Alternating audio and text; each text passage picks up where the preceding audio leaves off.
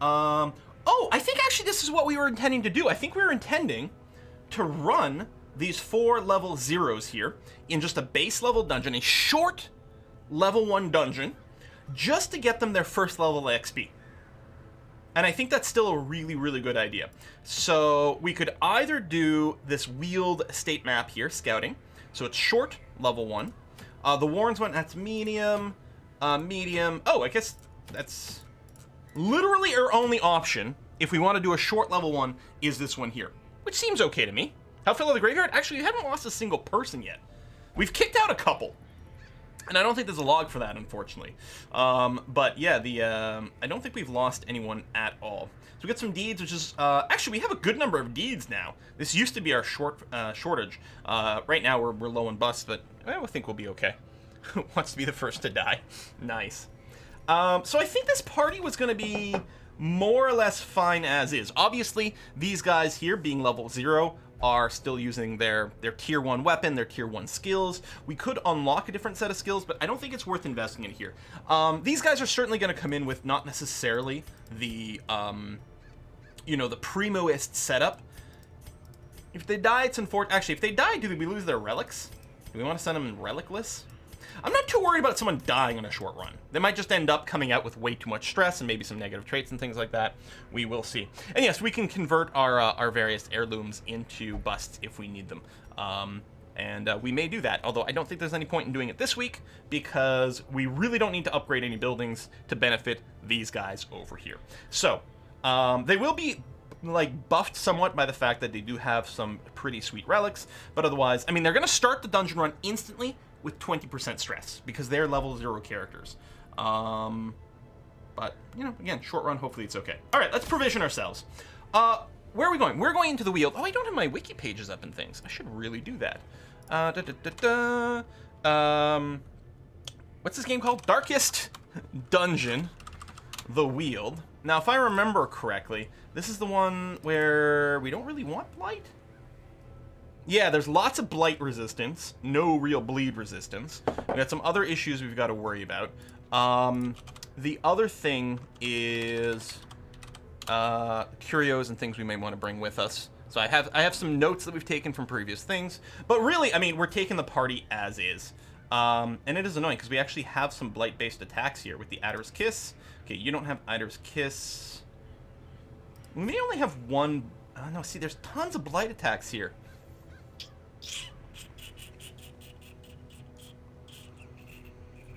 This is really not the ideal dungeon to be bringing these guys in. But I don't think I want to bring a, I don't think I want to send these guys on a medium dungeon. Do we just change plans and not do, a whole group of level 0s? I could still bring 1 or 2 0s on another dungeon somewhere else. I certainly would like to get our antiquarian going, because we finally got another antiquarian. Still not brilliant. No offense there, Fuad, if you're in the chat. But yeah, these quirks are not particularly meaningful, but I do like that the antiquarian makes us tons of money. Bring Plague Doctor to cure blight attacks. Oh, in the Weald we have to be concerned about being blighted. I think that was one of the things. And we do... actually, we don't even have Battlefield Medicine unlocked.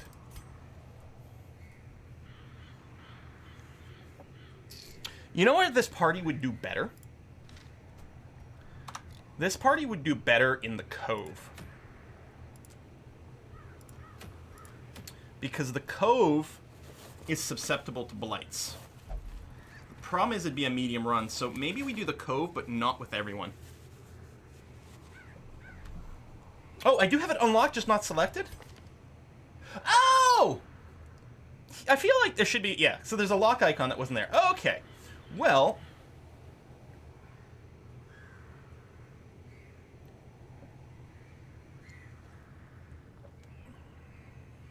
I'm going to drop the plague grenades for Battlefield Medicine. All right, we have a lot of skills actually unlocked on some of these characters. Okay, not here. We got Whiskey and Choco. 1 second, probably right there, I promise. Okay, you guys are fixed on your skills. The Antiquarian actually has all the skills unlocked. So let's go ahead and figure out what we're going to pack for the Antiquarian. But first, who dat? Viper B5, thank you very much for that. Can't go to the bar tonight, but at least I can catch the stream on my birthday. Have a drink for me.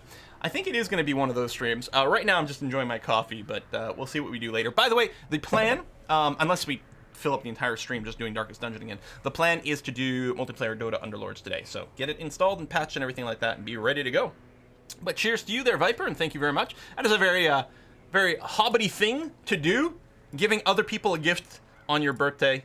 And just very much appreciated. Thank you. Okay, the Antiquarian. I mean, what's nice about this is it does drop blight resistance, but I think we probably want to ignore that. I mean, Nervous Stab is pretty just useful as a generic thing. Get down, moves ourself back. Increases our blight skill, but no. Ash Powder. Okay, we'll get the Fortifying Vapors. Just to be able to pop people out of Death's Door. And it can give them some blight resistance, which is nice. Is the Invigorating Vapors, I think this is the entire party gets the dodge buff, right? Which is really nice. Do we want Protect Me, or do we want...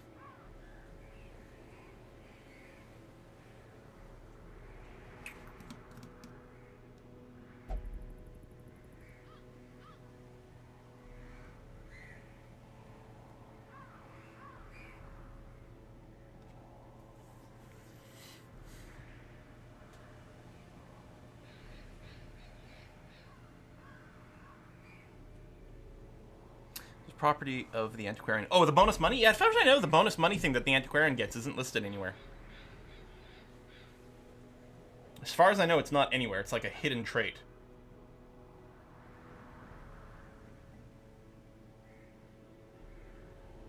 Maybe Protect Me, actually. I think that might be okay. All right, let's provision ourselves. So we have camping supplies. We're also starting with these pineal glands. Wait, sorry. Never mind. Back over here. Wrong mission. All right. Full stack of food, full stack of torches. That's a no-brainer. Now, I'm trying to remember the Weald situation here and what we may want to bring with us. I mean, I'm sure we're going to want at least an shovel.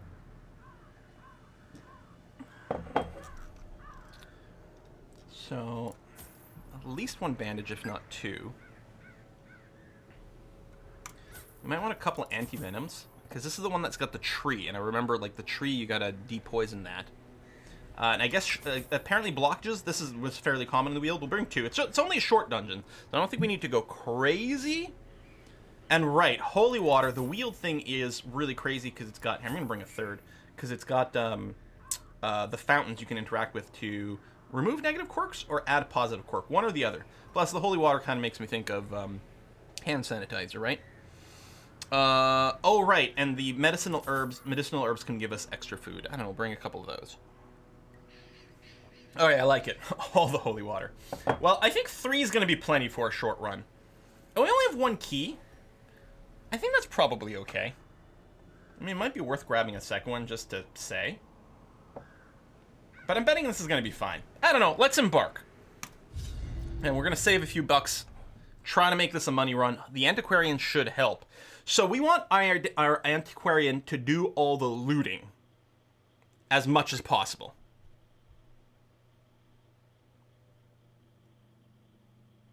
This is the Dungus Darken. People in Darkest Dungeon definitely don't wash their hands. Let's take more keys in case of a secret room. That's true. I'd forgotten about secret room stuff. I knew all these paths once. Now they are as twisted as my own ambitions. Alright, we've got to scoot all the rooms, which means we can we've got to scoot 90% of the rooms, which means we can ignore one. Which will either be this one here or that one there. Probably we'll just ignore this one here, unless we get a scout that shows that it's got something, you know, kind of enticing with it. I don't know. Every time I touch my face, I'm super aware of it. It's like, I'm at home. I've been at home for a while. I don't think there's anything left on my fingers, but it's still like, oh my god, it's so bad. Hey, Caleb! Always lovely to catch a stream. Wishing you and everyone else good health in these difficult times. It's great to have... It's great to have to be part... I didn't reel it quickly enough. It went away. It's great to have to be part such a great community, especially now. I think there's some autocorrect or extra words over there. But thank you very much, Caleb. That is super appreciated. And yeah, I hope you're taking care of yourself as well. Boom. And it's just a good habit to, like, not touch your face in general, so that when you do go out or when you're around other people, you're sort of already conditioned to do that kind of thing. Hey, we got a fight! Alright, give us a chance to practice our elite skills. So these spiders are pretty basic. They have no real resistances. There's a chance that there's stuns and bleeds and marks and things like that, but they're really squishy. They do have decent dodge at 15. I'll give them that, but 7 HP is not much with no built-in protections, so that's not too shabby. I suspect what we're going to do here, we could go for a stun. Alright, this doesn't do much damage, although the blight chance is actually pretty decent here, because these guys don't have much in the way of blight resistance. I don't know, I'll try to blight the one in the middle. Try the second skill in the Plague Doctor, it stacks. Okie dokie. Fortunately, we didn't get a surprise here, so we're getting a ton of actions. Alright, here we got the Pierce, which moves us forward, right? Armor piercing, da-da-da-da-da. Expose is lower damage, moves us backwards, and does buffy things. Serpent Sway moves us forward, adds 2 blocks. So it just means we automatically block the next 2 sources of damage. That's neat, but we will go for a Pierce here. Now, this guy here is... yeah, he's still gonna survive. We have to hit him to break him. On the other hand... well, no, I guess it probably will hit you. Because there's only about a 50-50 chance that we'll do enough damage to one-shot one of these. Whereas here, even if we roll minimum, he's gonna die when he takes his turn. Unless we miss. Be gone, so we'll do that for safety.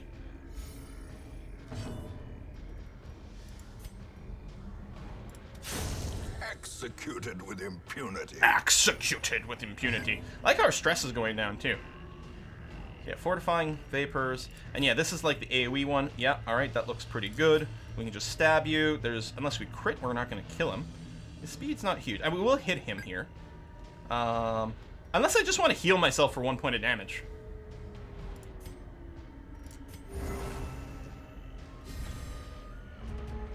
I'm just hoping we can finish this guy off before he goes.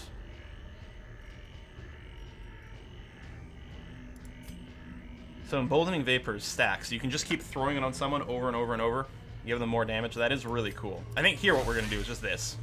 Hit him for 2, and he's blighted. So he's already dead. So if we had some sort of utility thing we want to play with... so if I Serpent Sway, just to see... oh, damage block. Hey! Damage block tokens, also known as Aegis tokens, absorb 100% of physical damage from the next attack that strikes the hero. That is cool.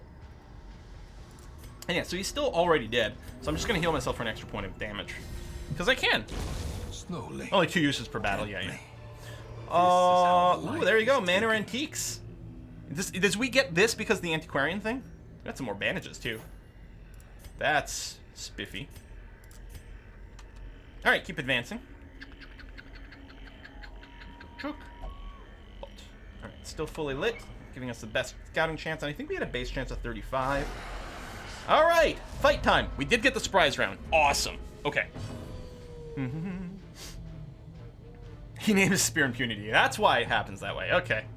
So yeah, 2 uses per battle. So should we set up with that? I mean, I guess so. We could do a targeted stun. Actually, it might not be the worst idea ever. But Whiskey and Chocolate from... whoa, the Dark Complex! Holy cow. Thank you very much. 1 second here. Okay, everyone's got 25% stun resistance. This is a 100% base, so it's got a 75% chance of dropping a stun on someone. Which might be a play. We'll see. Let me know what you think in chat while I check this out. Dark Complex, thank you so much.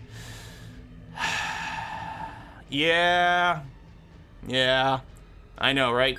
Hey Quill, looks like Extra Life United was canceled this year, so instead of handing you my yearly gift of Luguvulin, which has always been very appreciated, a lot, maybe more than I should, but it's really good. So instead of handing you my yearly gift of Luguvulin, here's some cash for you to buy some yourself. Complex in Orlando.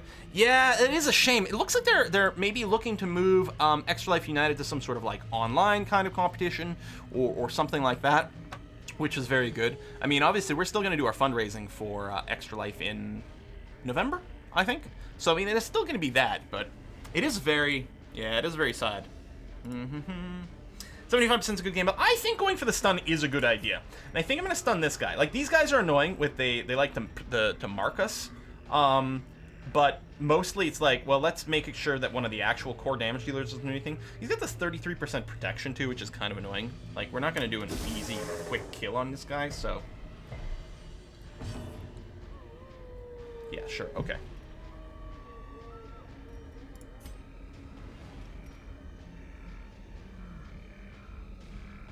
Well, I mean, we'll need a crit to kill one of these in one shot. Ooh, that's really bad. That's actually extraordinarily poor. Okay, there's a chance. Oh, now there's the crit. Although it wouldn't have been enough to one-shot. Give them no quarter. Okay. Trim down the numbers a little bit. Hey, a steak. No, I'm not running any mods. This is basically my first time truly properly playing the game. So I decided to go kind of modless. These guys haven't gone yet. Let's go ahead and give ourselves a boost to our dodge as a party before they get a chance to go, which is going to be now. This guy wasn't going to... The Antiquarian wasn't really going to kill anyone. I mean, +3 dodge isn't huge, but it's okay. 75% is good gamble. XCOM players. Well, yeah, but actually, no. Now, 75% is fine in XCOM. It's those 95s you got to watch out for. They're just out to crush you. Hey, Katie! Thanks for the resub. Oh, I didn't do the rereading of the resubs. But Katie, at 74 months. Okay, we'll have to find an opportunity to do it. All right, you've got some blitzage on you, so let's go ahead and just cure that. Yeah, that's fine. Battlefield medicine. So effectively healed 5 points of damage, right? The one we actually healed plus the words are hard. Plus eliminating like the 2 times 2 blight. So we can probably just keep stacking the vapors, right? I mean, I'm not sure that's the right thing to do, but I think we can. Because yeah, the stabs here don't do much damage.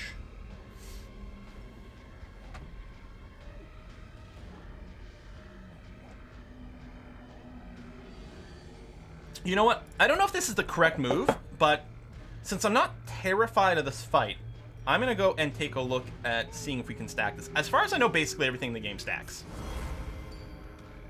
Yeah, +6 dodge.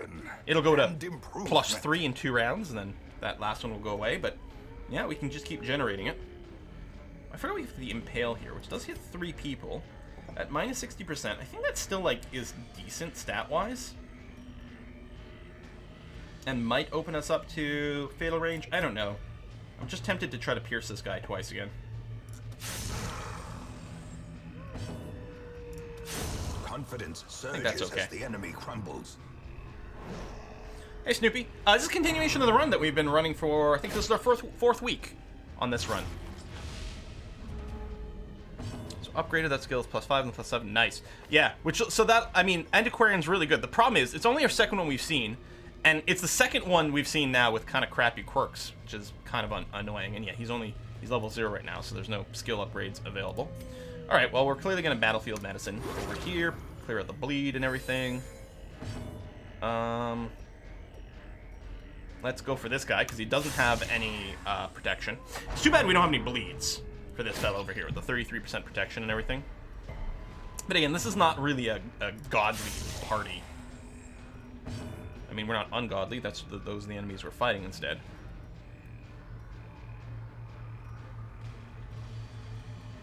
F it. Just keep stacking dodge. Will we play Pandemic Inc. in the near future? Well, I'm not sure which one you mean. There's Plague Inc. and there's Pandemic. Those are 2 separate games. Plague Inc. is the one where you play as a virus. Pandemic is the one where you try to stop the world from dying from viruses. I keep debating it, because it's like, oh, it would be very appropriate to play Plague Inc. And I'm like, yeah, I don't know if I can right now. Although Pandemic might be okay. Let's try to stun this one again. There you go. Good. Both. Maybe. At the same time. We need to, like, mod the game so they play against each other simultaneously. As the fiend falls, a faint hope blossoms. Okay, no one's actively leading. We don't have any real heals. I think here, we'll just go for damage and just try to finish it up.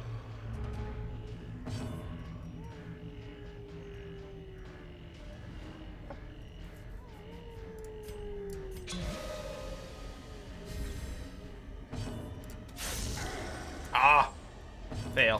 1 HP. Continue the onslaught. We plan on playing the new Stellaris DLC? We have a series going on right now on YouTube, Ragnar. Okay, so I don't care about the journal page. So, you can pause it, read the thing, check the wiki, go away. We do have a chest here.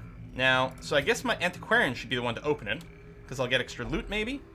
If we use a key, we will get bonus heirlooms, so I will. Maybe I should have brought more keys. I don't know. Boom. There you go. And yet more antiquities. I'm sorry, they're pronounced antiques. And we know there's going to be battle room over there. Okay. So we're going to have a curio and an obstacle. That seems fine. Let's torch it up. Just keep the light thing. It is an old tree stump. And if we use anti-venom, we can root around in there and not get too affected. Yeah, rare antiques. Oh, it really does stress the inventory management, but yeah, we'll work it out. I shovel well. A victim to the spreading corruption, malformed Torch up. with misintent. I mean, I could eat some random food to boost you.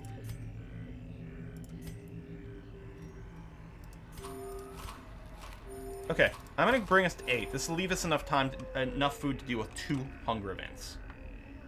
Plus, we might get some extra food just because the Weald does have that as a tendency. Quill, do you have a favorite deck building game? Ooh, that is hard to answer. I mean, digitally, Slay the Spire. Probably. And at Star Realms, which is actually a real-life one, but it's got a good digital version, that might be my 2 favorite deck building games on the computer. IRL, it's like, that's really hard to answer. I have 10 food inventory and 2 stacks? Wait. Oh, right there. Thank you.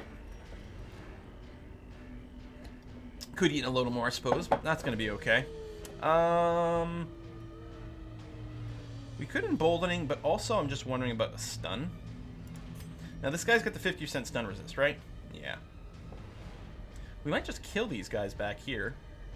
I think stun's always, like, a good move here. No love for MTG Arena. So, yeah. So, the thing is, I don't consider Magic the Gathering a deck-building game. To me, a deck-building game is one in which you build the deck as part of the gameplay.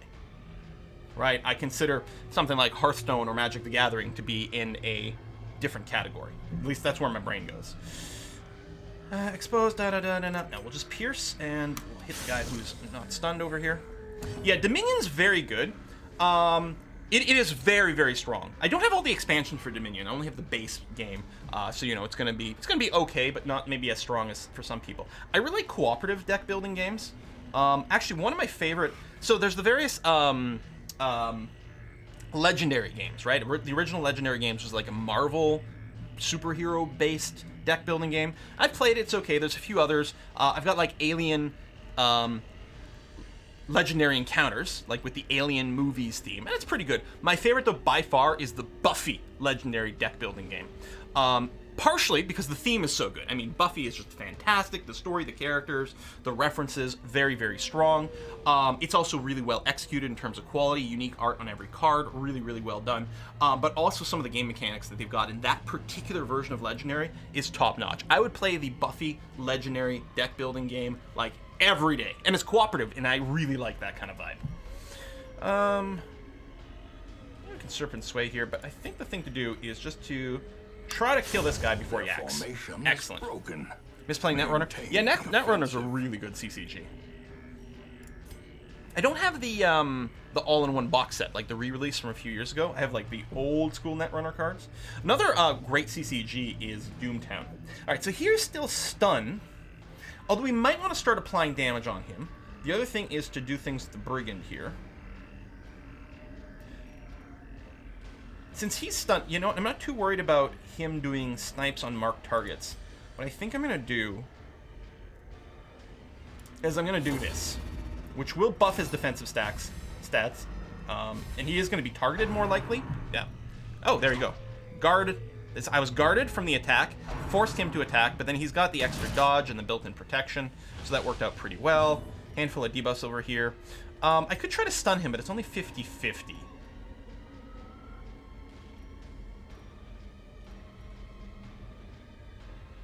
These guys can be blighted.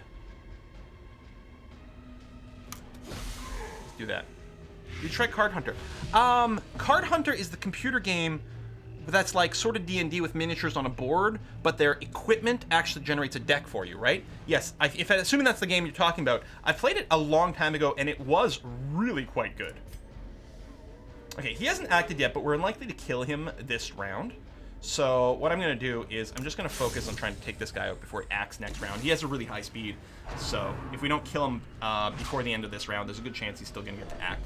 Okay, the bleed's a bit annoying. Alright, this doesn't actually remove bleeds. It gives you resistance. Any chance I can kill him? Yeah, actually, as long as I hit him, which is only 78%, admittedly, this will kill him, and I think that's worthwhile doing. Yeah, and then we'll just go that. Nice crit. Executed. Lord of the Rings living card game. So, I've never played the physical version of it. I did do it was a sponsored video, technically, for the digital version of the Lord of the Rings card game. And it does get some criticism for not having, like, everything in it. And actually, I think they may have, they may have just laid off their staff, so they're not going to be continuing and adding more content, which is a shame, because I really thought it was quite fun to play. And it's great as a co-op game as well. Alright, we'll take all that. Inventory's still fine. Nothing to interact with over here. Resistance. Yeah, let me eat a couple more pieces of food on this guy over here, since it's really only healing.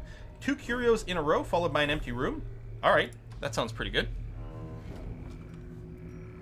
Tyrant Hunter was fun for a while, got tired of the free-to-play content, though. Don't mind paying a bit to unlock content, but there was a lot of pay-to-win stuff. Ah, no. Yeah, I'm fine with, like, yeah, paying to unlock more dungeons and things like that, because, like, yeah, sure, if I like something, I want more of it. That's what I always get with, like, people who are like, Paradox, oh, I can't believe they would keep putting out expansions for it. It's like, I'm sorry, I want more of those games. Like, I want more for the next 5 years. I'm actually pissed that Harebrained Schemes didn't fully embrace the Paradox model of, like, for their Battletech game. Like, they had 3 expansions, and they were fun, but it's like, no, you don't understand. I want you to keep working on expansions for Battletech for the next 5 years. Like, keep doing it, and I will keep playing it, I guarantee. Left luggage. Where's the right luggage? Okay, I have not interacted with this yet. Someone dropped this recently, Problem Run, has a lock. I don't have a key. Should we bash it with a shovel? Should we just try to interact with it? Yeah, if I had a key, that would be a no-brainer. I'm curious as to the interactions now. So, left luggage.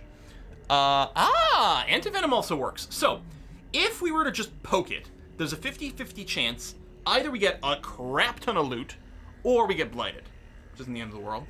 Or we can use a key or antivenom. What's weird is that if you just poke it, the 50-50 chance gives you 4 pieces of loot and a journal entry, whereas if you use a key or an antivenom, it only gives you 3. On the other hand, it's guaranteed to work, so we'll go ahead and antivenom this bad boy. Neutralizes a trap. There we go. Done and done. Okay, and then we have, a mummy. So, the body looks well preserved, and I think here, do we just want to, like, re-bandage it? The mummy? I mean, it feels like, yeah, I don't know what the logic is. I don't know why using bandages on the mummy is a winning thing. Yeah, shovel to bury it seems like it should work too. Maybe you just wrap it around your hands. But yeah, if we would just poke it, 40% chance of a little bit of gold, 40% chance of blight. If we use bandages, it's just guaranteed for a couple of gold, so we'll do that with the antiquarian. Provides protection for a thorough search. Okay, yeah, I guess you wrap your hands around it. Okay, and I was worried, these antiques, do they actually stack? But they do, so that's great. I guess we don't have to do a light right now, because we might get an event that boosts it. Although it does impact how much stress we get from various things. Oh, the antique stack to infinity, nice. And wasn't there something about, like, gold stacks bigger when you've got an antiquarian with you as well?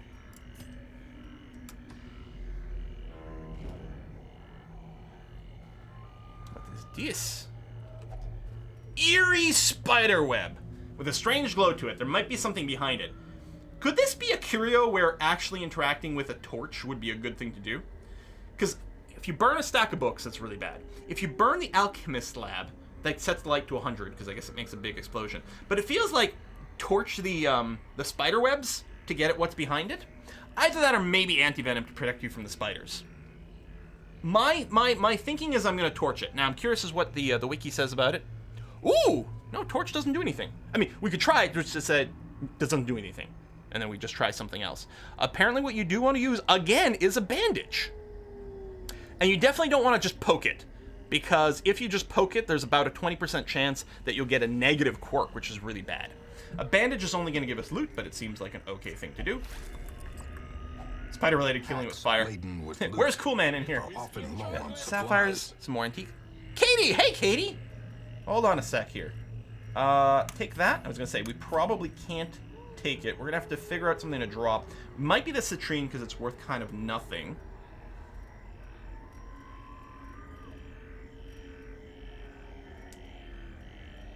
I don't think we want to drop any of our utility items. Anyway, you guys discuss in chat here for a sec. Katie! Quill, speaking of CCG games, my wife, while going through boxes, just found my Babylon 5, Vampire the Masquerade, CCG decks, and a random box. Okay, I actually didn't know there was a Babylon 5 CCG, though hearing it now, I'm like, yeah, of course there would have been.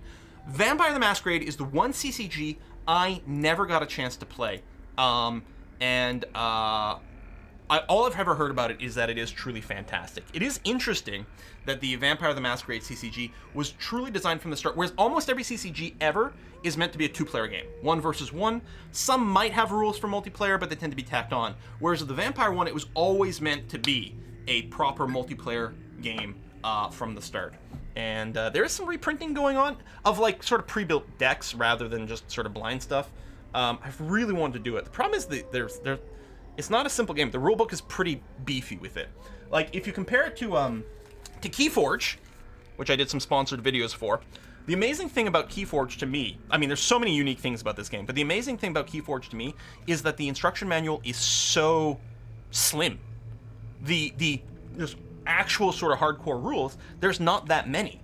The cards do a crap ton of stuff and interact with each other in like a multitude of ways, but the rules are really simple and elegant. So, I mean, we're clearly going to drop the citrine. And, I mean, gold stacks well. I mean, the sapphires are worth more at 1,000. Are we going to get more sapphires? We're probably going to get more gold, so it feels like we should probably dedicate another stack to just gold. That's fine. After that, well, let's drop the jade, because they're 375 each, so that's 750. I mean, the sapphire is worth more like that. If we get a bunch more jade, it'll be a little bit annoying, but maybe by then, you know, we'll be out of bandages or something like that. So I'll drop the jade for now. Torch up and then throw away the other torches. I think there's too much left for that. Maybe the next treasure. I'm just going to drop the jade for now. I'll pick up the sapphires. We're going to leave the onyx behind for now. And I'm okay with that. Alright, we've got some more luggage over here. So, once again, we will anti-venom and then see what we get. Glittering gold, trinkets and baubles. The problem is we're full of trinkets. I could have maybe considered leaving some gaps behind. Because that's really good. Just flat out increased stun chance? That's really good. Drop jade. Wait, we already dropped the jade, right? I know, we want the deeds. Ditch the bandages. I mean, they've been very, very useful so far. Although it is like it's just more loot. You know, I'm kind of okay with this, dropping the bandage. And I'm wondering now, like, okay, if we torch up to 92. Battle room. Nah, I think we still need the torches, especially with this group being a little squishy.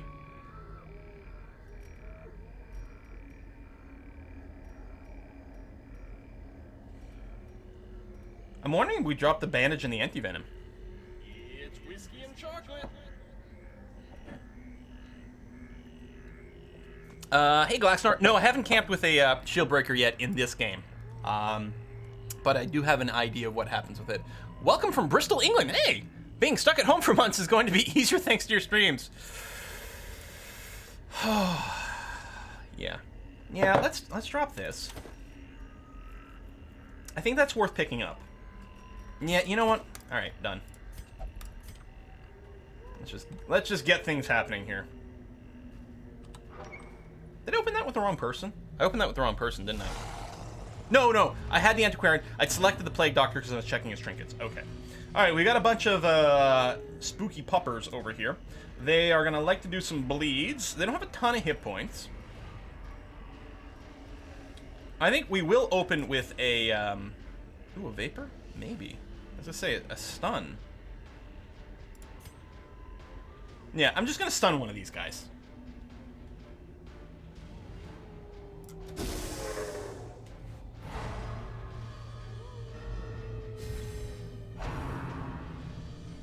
No, no one's got room for a trinket. Everyone's full on trinkets. I probably should have allowed a little bit of space just for inventory management. Yeah, that's a lot of bleeds. It's a good thing we just got rid of all our bandages, right?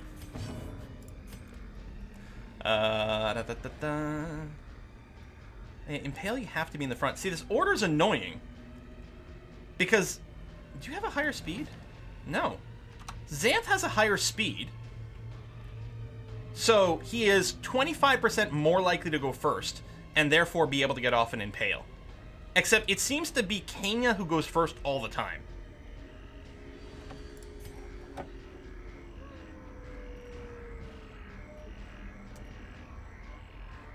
I don't know, whoever, someone.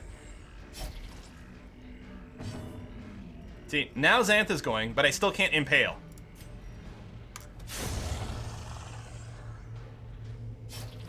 Well, I mean, the speed numbers are the final stats, right? So, Kana is a 4. Xanth is a 6. Xanth is in front. I want Xanth to go first. But, oh well. That's the bleed resist. Dodge bonuses. Fortify. Just deal damage.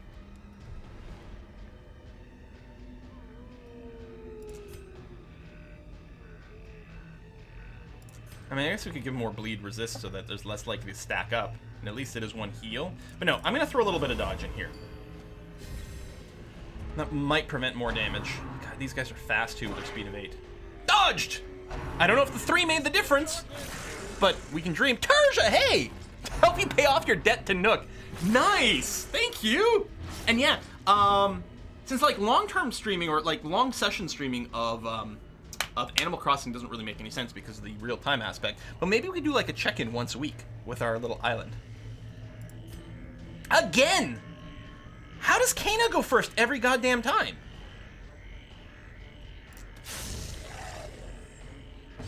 Yeah, it's a 1d8, so difference of 2 is the same as a 25% difference. So a quarter of the time, or 25% more than it should happen. So if they had the same speed, it should be 50-50.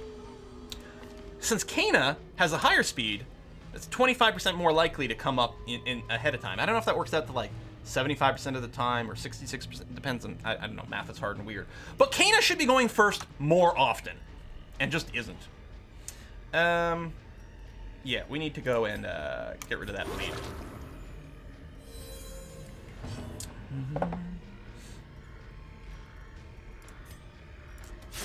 Finish you.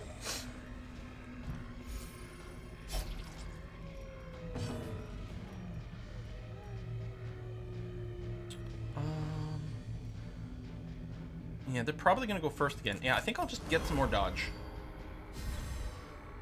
And yeah, leveling up that ability seems really valuable. Okay, they haven't gone yet, which is pretty lucky. Let's try to get a stun off on one. Perfect. Oh, actually, he's not going first. Well, so now I could finally impale, but there's only 2, so mathematically it doesn't make any sense. So I'll just whack the guy who's not stunned here. Ugh. He resists the bleed, which is nice, but health is still a little bit on the low side.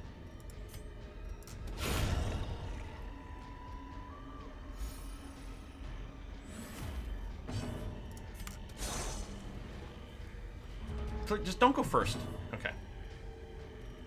Oh, though I can't actually stun you, which is kind of annoying.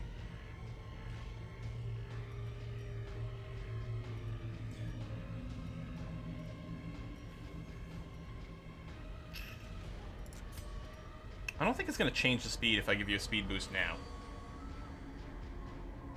I'm going to do it anyway, though. It might increase the chance that we can just kill you, because you do go fast. You might go before him. How are you always going first? I don't understand it.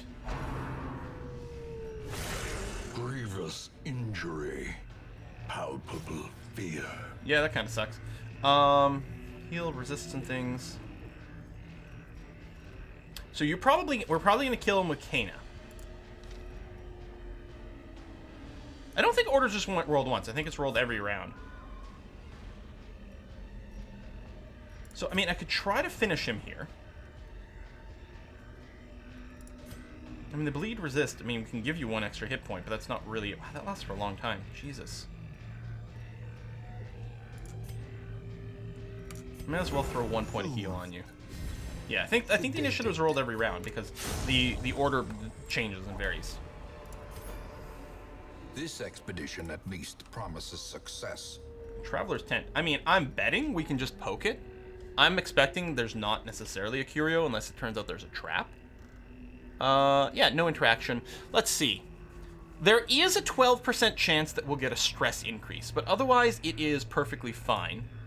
So I will poke it with the Antiquarian. Burn it, shovel it. Whoa!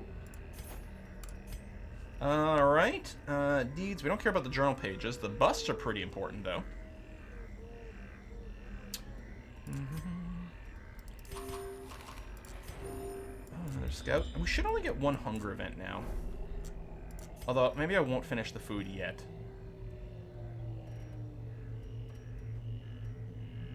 Alright, I'm gonna drop the herbs. Pick up the busts. We'll leave the 375 gold, and we don't need the journal page.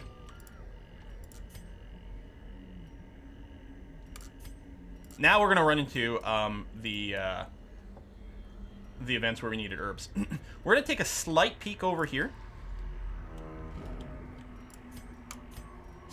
just to check the curios. A shallow grave. I mean, if I've ever seen a situation where we want to shovel, this must be it, right? Let's not even check the wiki. Well, no, I'm curious as to what the other things are. We're gonna shovel this, but I'm curious as to what the actual thingies are with this. Yep, shovel is good for gems and heirlooms. Excellent. If you don't, wow, it's just 50-50 to get blight or a disease. Never touch a shallow grave. Always use a shovel. Safety first. Finding the stuff is only the first That's just test. jade. We're fine to Now leave it it must behind. be carried home. We're getting a lot of holy water. We're also gonna poke this box here. A handsome reward for a task well performed. Should I just drink the holy water with everyone? Boop, boop, boop, boop.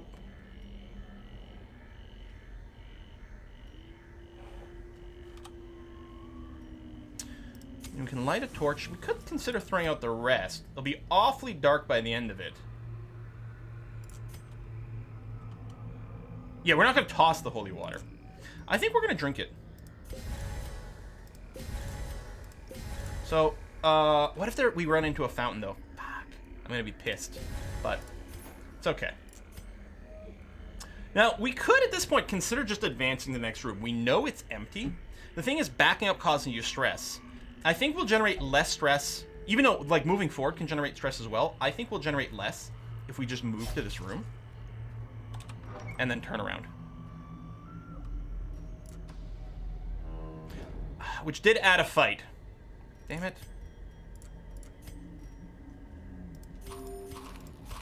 Okay, we gotta leave 4 for a hunger event. But yeah, I wanted you to have a little bit more in the pool here. Oof. You're really low. Ah, no surprise. They're going first. Thank you for dodging, though. You are so low. Okay, you resist the bleed. Oh my god, hitting the same person. Okay, I thought we were going to death door here, but we've got a little bit of a buffer still. Cure Blight Bleed. Well, you don't have any going on right now. I think just stunning one of these losers is probably an okay idea.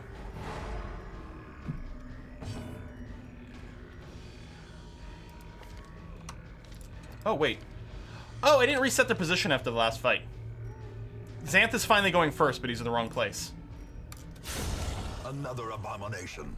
Although, it may not have been the ideal place to use the AoE anyway.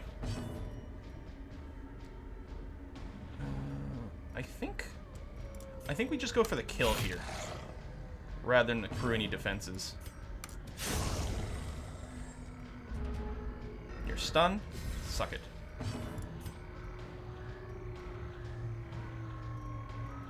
I may as well just, you know, 1 HP is 1 Compassion HP. a rarity in the fevered pitch of battle. Ah! Tautologies are tautologies.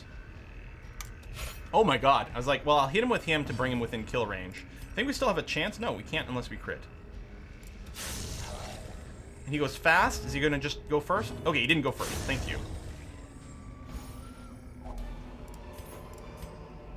Ghoulish horrors, brought low and driven into the mud. Okay, I'm going to max the torch light The now, light, and the then promise ditch of it. safety. Okay.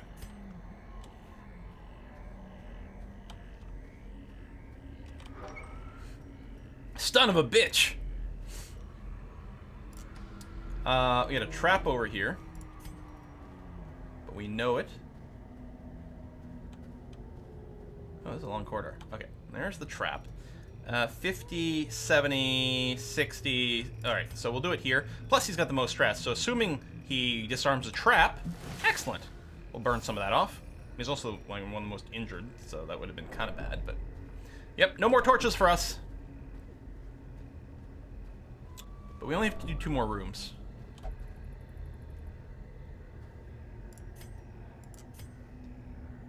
Greed is the true enemy of your run. Alright, no fight, luckily. Got a scout. There's a fight there, then an empty room. Okay, so there's only 1 more fight left, period.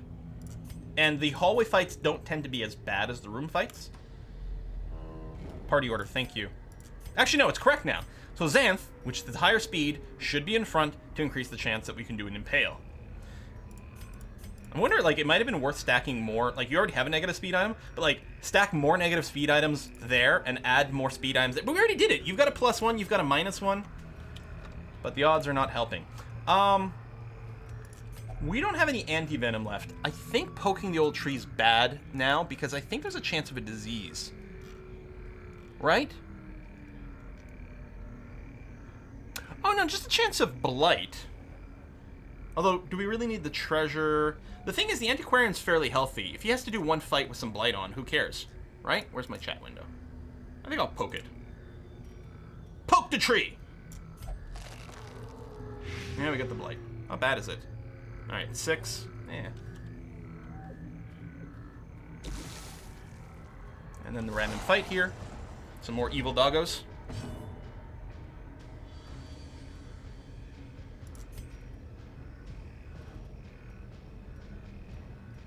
I think the thing to do is just to drop a stun. Hey! Alright. 2, 2, 3, 6, 7 RH. Thank you very much for that. In loving memory of my young cat, Valkyrie, who was killed Friday by a car. Oh no. Worst phone call of the day in my life. Thanks for distraction, Quill. Dude, I am still not over losing Gilbert last summer. Like, I want a cat again so badly. Ah! Oh, man. Well, yeah, let's all play video games and forget all of our trouble. See, this is the ideal combo. You do a double impale. It would have been better if the first one had landed, because then a bunch of these would be dead now. But I guess we're going to have to do it. You are... You going to die from this? No, it's going to do 3 damage. So what I'm going to do... Protect me! So now they can't hit this guy anymore, which is good. I played Drill 18 for the Gilbert Purse? Man, yeah. This dogs start to look scary and your party's low, yeah. And also, yeah, there are some other penalties going on right now. The monsters have more accuracy and damage, and more crits and things. We get more loot. Ooh. Okay. I'm still protected, which is good. Stab this guy. Increase the chance that we can finish him off. We can cure the bleed. 1 for 2, but you're okay. You're okay. I think you've got the stun resistance right now, yeah. But you also have lots of blight resistance. Yeah. I think the thing to do here... Actually... I'm gonna buff your damage. And hope you go next and you can do an AoE. No! Don't kill him! Well, you can't kill him. He's gonna be death's door. It'll be okay. The true test. Yeah, this is a low-level party. Hold fast or expire. The bleed. The bleed did it. Now that's annoying. Ah! Okay, this is actually getting, all of a sudden it's gone. It went from fine to actually just being really bad. Like, even if we go to death's door, it's going to be okay. This position's bad. Okay, let me buff you. We still have the guard. Okay, so yeah, you're not going to attack him, you're going to attack him instead, which is good. I don't want to lose the antiquarian. Zero damage, more bleed stacks. At the very precipice of oblivion.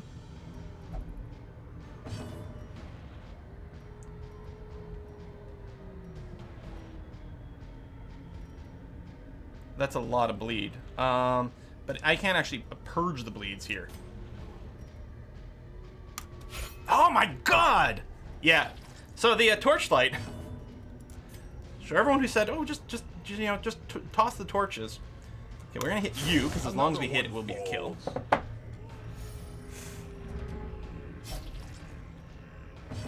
This is supposed to be an easy fight here.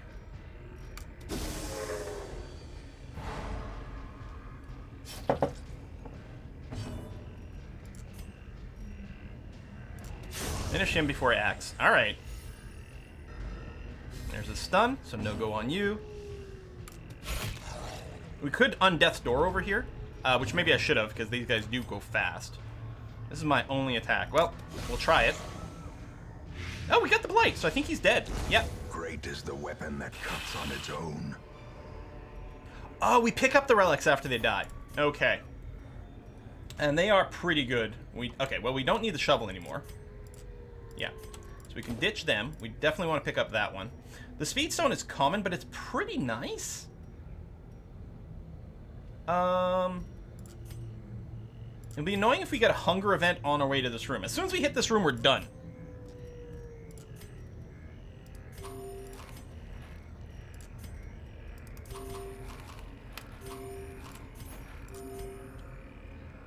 In before hunger event.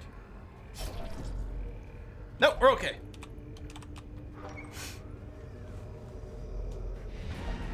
Yeah, let's go home. We've got our first death, you guys. Paths and roads bring soldiers and supplies. I don't think I care about the sturdy boots. They're probably very sellable. 21,000 bucks. Tons of heirlooms. I mean, from the point of view of making money, it's good. But yeah, Xanth was pretty strong. Theoretically, Xanth was stronger than Kena. Kena's a known cheat, which doesn't matter. Beast Hater is great. Manslayer. Okay. Yeah, a plus. Poor Xanth. The plume and the Block pistol. quest. Apparent value of the thing concealment. Fitting end to my folly. Shrieker's And a prize. curse upon us all. So check the graveyard. There's our first fallen hero. Seeker, Shieldbreaker, bled out in a really annoying combo. But that's that. Okay, first things first, what I'm gonna do is I'm just gonna drop the party here. Is this the Shrieker's thing? Shrieker's prize. Champion? Oof. Okay. To the hero wagon. There was actually like a ton last week. Alright. Sort by class. So, occultists we should have a couple of, right? I don't remember, they're not... What's the order of these? There we go. We've got 2 occultists. Let's check Bojo here. Fear of Beasts. Evasive is really nice. Fear of Beasts isn't a huge deal. That guy's already level 2, pretty highly upgraded. Shen is level 1, and he's got Tough, which is pretty good. Yeah, I'm not too concerned about you. Highwaymen, we've got at least 1, if not 2 highwaymen. And just the one, Snoopy. Now, Snoopy is really good. We could consider a second one. Oh, oh yeah, and we do have a Houndmaster here. Puck of Pook's Hill, which, yeah, the speed, a quick reflex is really good. The reason Puck of Pook's Hill we only consider as an equal thing as opposed to plus is because both clumsy and fragile are terrible. What's this Houndmaster look like? Mercurial, less virtue, not a big deal. These are nice, but none of these are a big deal. It is nice that he doesn't have like cripplingly bad negative traits. We might pick up this Houndmaster. And then we have another Abomination. Burko. Okay, how does this Abomination compare? Robust, Warrens. You get more stress if the torchlight is high. You get a penalty to range skill. I think most of what you do, if not everything, is melee. There's the beast bile, I suppose. We've got room for one person. I'm thinking we're going to pick up this Houndmaster. I like the Houndmaster class. I think it seems very strong. Plus, I like the flavor of it. Yeah. All right, I'm going to draw a name now. Where's my Moonbot window? There it is. Draw entrant. It's Crispy Goth. Oop, wrong window. Click over here. Click this again. Thank you. Crispy Goth. Who's not already in here? A lawman and his faithful beast. A bond forged by battle and bloodshed. Good flavor there. Okie dokie. We got tons of money, which is nice. We're going to want to do some upgrades. We do have our party of all the level 3s are kind of sort of ready to go. I mean, we could consider locking in some more traits with Asba, because there's a really good thing. Warrior of Light was great, because most of the time this will just be flat out 10% extra damage. On Guard's amazing. Slugger's amazing. Do we actually just want to lock in more traits with Fuzz? I mean, it's longer that we're not using Fuzz, not using one of our primo people. Put me in coach, says that's Derek Fish. Snoopy over here. We locked in Quick Reflex, which is amazing. There's a few others in here that are nice, but I don't feel the same need to lock them in. On the other hand, I don't know what Egomania does, but it probably leads to, like, weird shit in dungeons. It might be worth doing a Sanitarium round with Snoopy to get rid of Egomania, and perhaps lock us in something else in. Although it's hard to say which one of these is better. Right? I mean, no one wants to get stunned, but I don't feel like you run into that much stun anyway. So I don't know if we need to lock any of these in. If my name came up for Houndmaster, Quill would have to download, like, Catmaster mod or something. Yeah, you're right. It would be sad if they died with the lock. Juna's just, like, insane with only positive things. Natural Swing. I mean, some of those are really good. Do we just do a level 3 run, as is, with these guys? I kind of feel like the answer is yes. Juna the Flashmaster. So, all right, what we do want to do is the diseases are fairly cheap to get rid of and pretty annoying. I mean, that one's not a huge deal, but it's probably worth doing. We don't have the material to unlock. I mean, we could do some conversions, but curing extra diseases, well, we only have the one. We don't need more patient slows. I think we throw Slubbert in here to get rid of this disease. Boop. No one else has got one. Okay. All these guys, all their skills are all... Oh, can they get a level 3?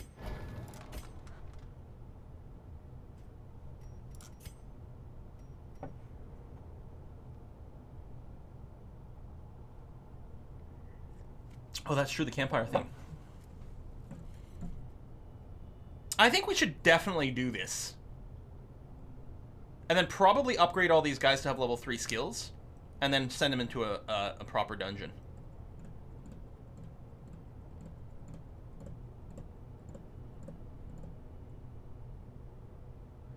Oh, the Egomania makes heroes sometimes automatically activate certain Curio. Oh, no, just in general, yeah, those are all bad. You need a healer. Oh, yeah, in this group of 3, there's no healer. Oh! Right, that's true. Now, we could use a level 2 character in the Veteran Dungeon. They will start with, I think, 20 points of stress, which isn't so bad. On the other hand, we could just do some other run with, like Veka, which, I mean, Veka's on the cusp, only needs 1 more XP to go to level 3. Find your lack of high-level Vestal is disturbing. Yeah, I mean, we only have, are we sorted by, sorry, sort by class. Yeah, we only have the 1 Vestal. It's Kuno. I think we kicked one out. I think we had to, but we threw one out. Fragile sucks. Egomania is annoying. Hardskin's pretty good, though, and counters the Fragile pretty well, at least. Egomania may lead to trouble. None of your equipment's been upgraded, although I suppose that's less of a big deal. Wait, this game is on sale right now for $6 US? Crazy!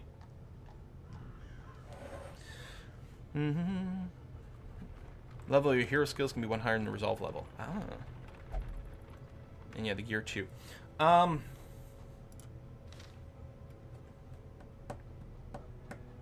Okay, let's plan and embark, and then figure out what we're doing. I don't know if this... Oh yeah, that's level 5. We don't want to do it anyway. Gather the medicine. Abomination trinket. This is plot advancement. The fortifying garlic is actually... That's pretty nice. Should we go and kill the wizened hag? We just got a Weald run done, so we got a bit of a feeling for it. It is level 1, so we can't bring our level 3 dudes. It's just not impressive enough for it. So... But we're going to take this fairly seriously, so really we're going to sort of want to kind of group around maybe our level 2s. So, I mean, Vecca, Troya, right? Get some dagger flashing stuff, which is pretty good. You're okay, yeah. Second or third or last. And I guess, yeah, both of these are fairly interchangeable. So that's okay there. We've got healing from the occultist because of the weird reconstruction. And then we've got a couple more people that are a bit closer to the front. We could take a look real quick to see if anyone's got Weald stuff. You've got Weald Explorer, but we don't really need a Vestal for this.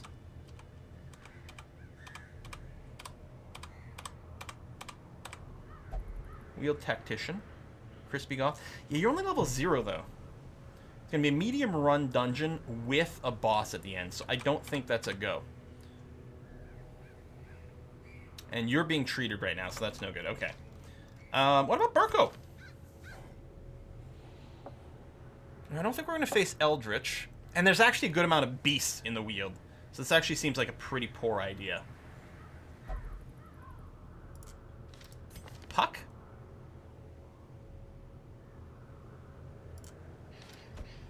Still need a bit of a frontliner. Could be MJ here. It's whiskey and chocolate. You know how many skills upgraded, but that's not so bad. Heck, we could just bring Kenya again. Although, we're going to be sleeping, which means we're going to get a Shield Breaker camping event. So, I'm going to say no to that. Yeah, what about MJ up front? How do we feel about something like this? Who's the whiskey and chocolate from? Aku! Hey, Aku! Dagger flashing. Is that what the kids are calling it these days? Oh, right. We've got the leper. The problem is he's still level 1. Esoteric Fish is the leper? Yeah, and actually he's got a little minus here because of all his stuff going on. Leper is really good. We got a nice Bounty Hunter 2 there. But we're going to have a Bounty Hunter here.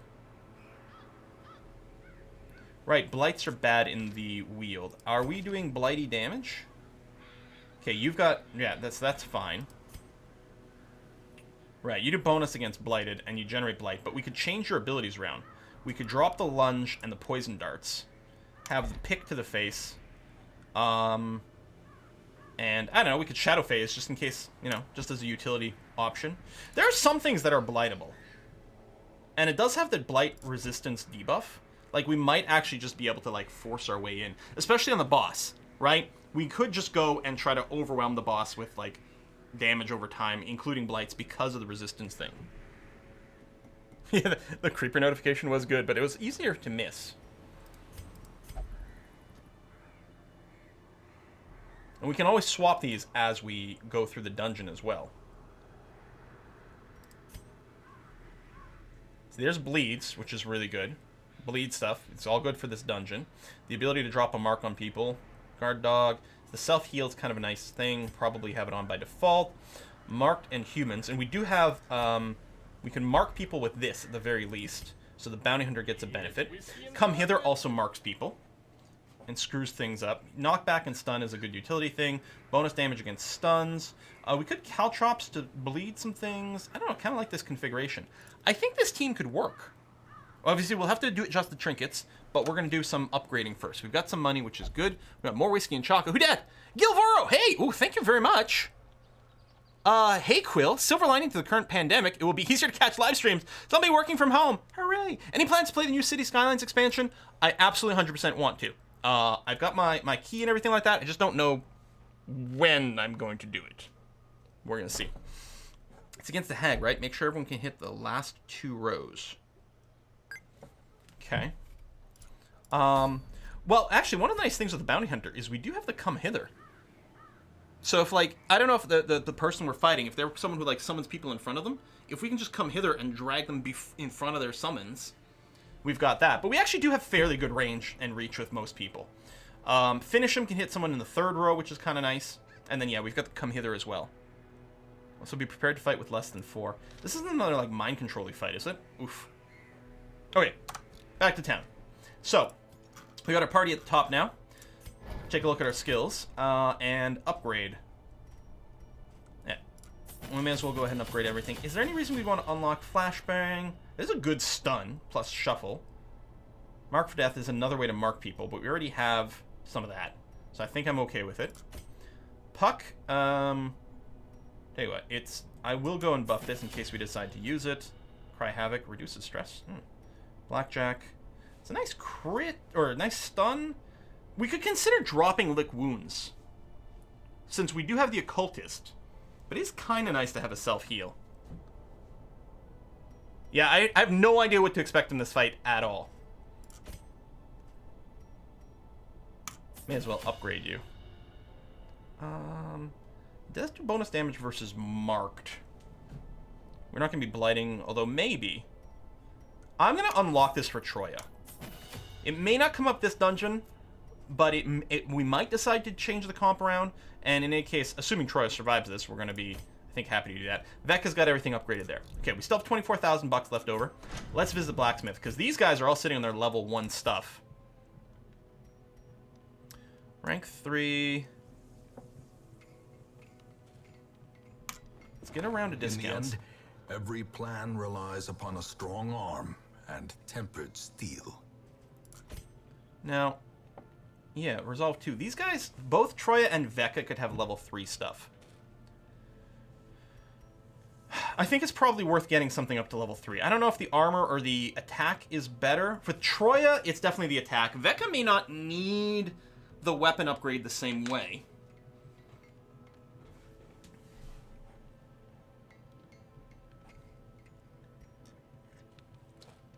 Maybe I just do the armor, because I can only get one of these unlocked. That way, both Troya and Vecca could have level 3 armor. It doesn't matter for MJ and Puck, because they're not high enough level to get to level 3 anyway. Best defense is a good offense, although Bergboy also says, always armor. I think because Vecca's damage doesn't matter as much, I think I will go and unlock the armor smithing in this case. Fan the flames, mold the metal. We are raising. And I do have enough for another discount, so we'll take it. Padded jacket. Ooh, fine jacket. Very nice. Vecca will give you the scholar's robes. MJ will level both of those up, and you'll get that. Now, what was that whiskey and chocolate? A Randor! Thank you! All this whiskey and chocolate talking make me thirsty. Enjoying some Nikka coffee malt Japanese whiskey right now. What? Have some too. Stay healthy. That sounds really interesting. Weirdly, while I like coffee, I don't actually tend to like a lot of coffee-flavored things. The one exception is probably Coffee Crisp, which is one of my favorite sort of chocolate bar, candy bar type thing. It's really nice. Really nice. It's not popular in a lot of places.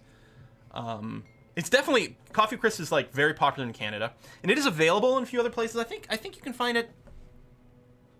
No, in the UK, it's Toffee Crisp that you find, which is excellent. Different, but excellent. I don't know if you got Coffee Crisp. But yeah, Coffee Crisp is so good. All right, I think I'm fairly pleased with that. Done. So yeah, there's no more money I can spend. I mean, short of unlocking some more abilities, but I don't think we need them right now. Do I have enough to... That makes it cheaper. Okay, it's probably worth doing. I need 9 extra shields. Let's say I turn portraits into shields. There we go. 3 portraits for 9 shields. That's perfect. I'll still have enough portraits for this. Yeah. Oh yeah, we should double check the camping skills as well. Okay, before I go and spend all the money here, let's take a quick second. Take a look at the survivalist. I think our skills are mostly the way we want them for these. You have 4 unlocked. You only have 3, so we never really looked at those. Stress reduction, stress resistance.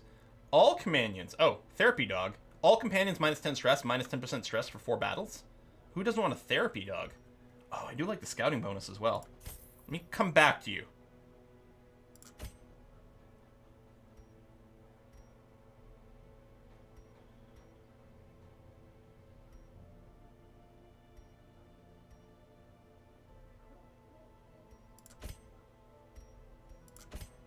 Okay, we already have 3 people with wound care, so Troya doesn't need it.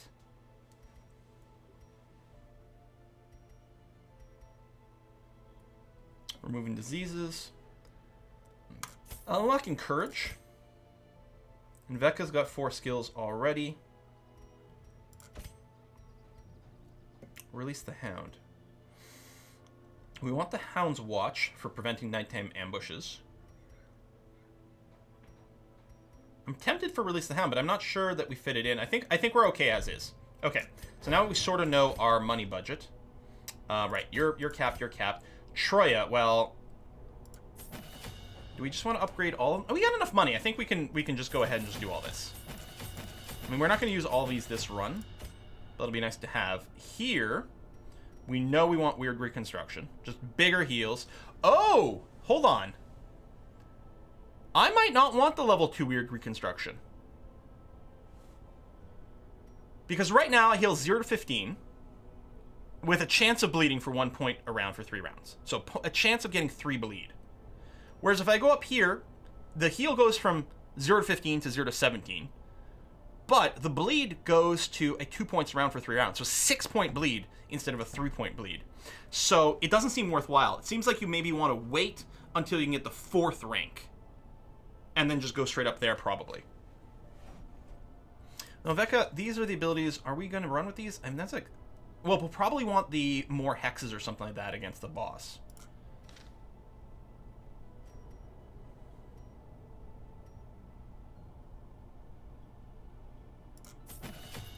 Weakening Curse, Vulnerability Hex.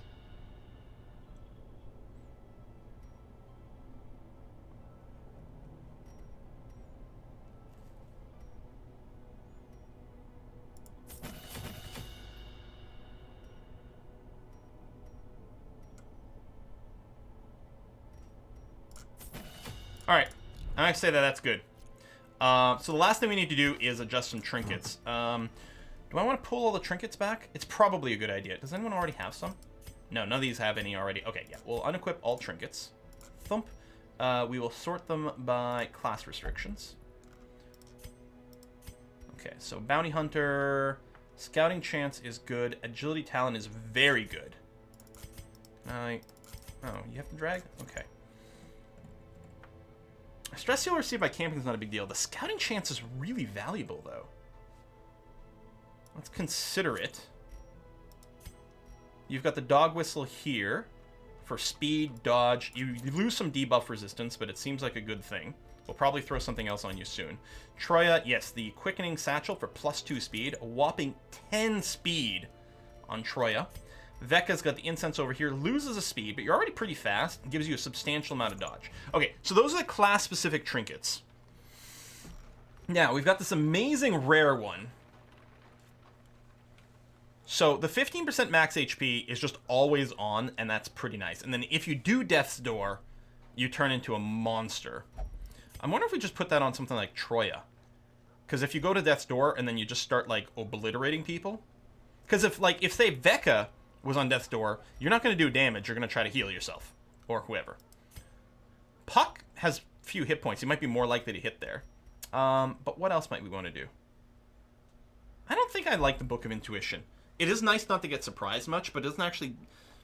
The -1... I think this is fairly safe to sell. In fact, a lot of the common trinkets might be safe to sell.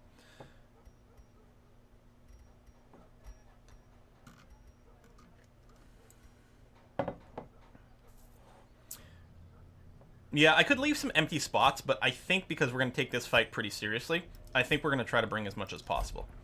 So, I mean, the person with the most hit points is MJ, so as a percentage of HP gain, this would be bigger.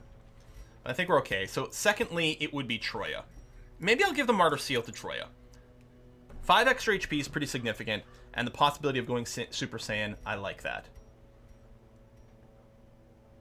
Now, Vecca has quite a few debuffs, I believe. Actually, only one thing that's technically a debuff.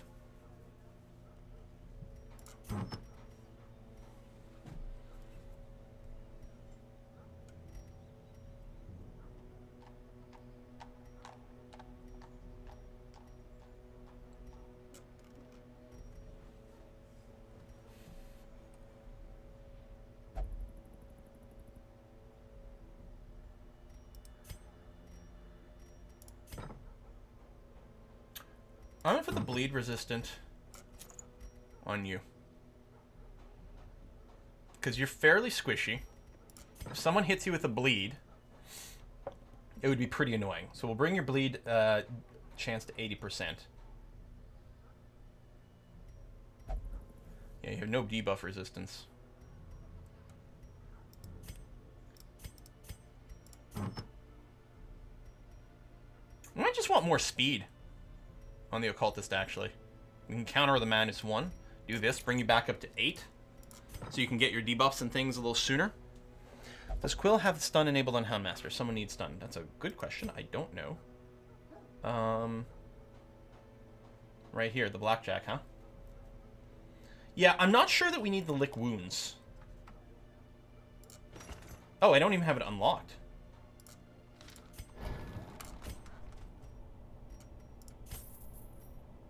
Wow, 120% stun chance? That's actually really strong.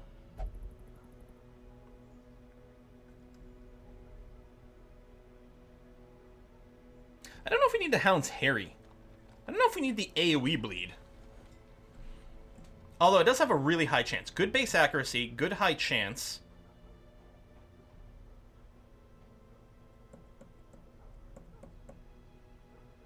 And that, or the Bounty Hunter has an uppercut. Yeah. Which we do currently have in there. You know, we may not need... Maybe we don't need the other stun if we've got the uppercut, which I think we're going to pack. Unless I just want to set up Caltrops for, like... Oh, it also slows them down. Actually, Caltrops might be good for a boss killer thing. Maybe... Could we consider dropping Come Hither? Doing this. So now we don't have a pull anymore. This was a mark, but we still have a mark. We can still use Target Whistle to mark someone if we want to. Now the Bounty Hunter can just stack bleeds and, like, debuffs to someone who's in the back.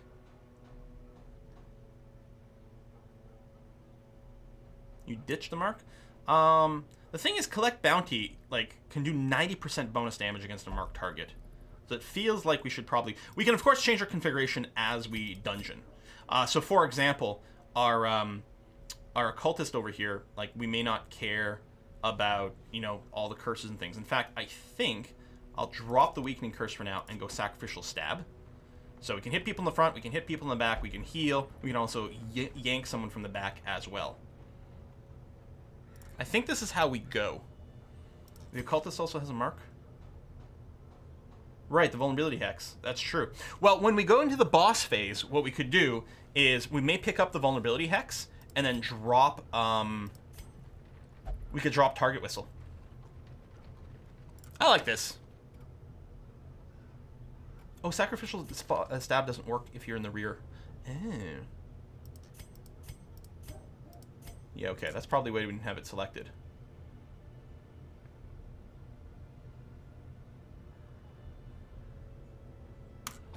Alright, well then we'll pack that. Maybe I'll drop the Target Whistle. You know, actually, maybe we'll run Guard Dog.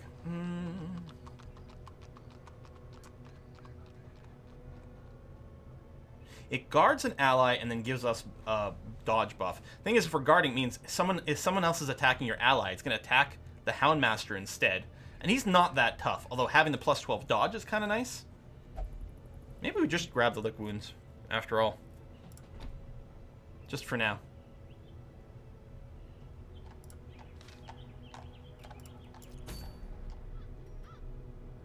So Wizened Hag. Party position's good. Although one of these can't be used up front. Oh, Caltrops can't be used in the front. Oh! Never mind then. Come Hither's back on the menu. So we've got 2 marks installed right now, which I think is okay for now. Blackjack doesn't work in the back? Yeah, but he's not in the back, he's in the second position. So Blackjack will work there. Hag, oh, hope you can dump a lot of damage. What is the Hag? Alright, done. Enough prep work. Unless I've, like legit just forgotten something that's obvious, we're going to be done there. Full stack of food, full stack of torches to start off with. It is going to be a longer dungeon. We're going to make sure to grab at least 2 medicinal herbs, which should let us get some more food. In fact, I'm tempted to grab a 3rd one here, which I think is going to do. Just a 1 stack of food and hope we can find more as we go. It's a little risky. Maybe I'll bring an extra 4 here just for the first meal. We are going to camp at some point, so that much is going to be okay. I feel like I should probably bring another half stack of torches as well. I'm going to bring 3 holy water in case we find those altars, a couple of keys, a 3rd shovel, a couple of anti-venoms, because that's clearly a thing that we can run into, and a couple of bandages. Maybe some extra. You know what? Let's bring some extra bandages, because there was quite a lot of bleeds, plus a few curios that use it.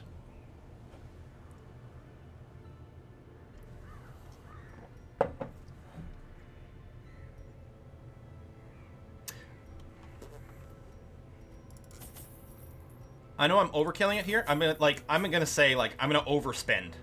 We're gonna be okay with throwing away extra. This is an anti-greed run. The last one was greed. This one, it's like, I don't care if we lose money on this run, as long as we win. Done. Yeah. And we will want to keep one of these Scooby snacks for the end boss. So that is going to be one slot that's occupied the whole time. Yeah, boss spending. Yeah.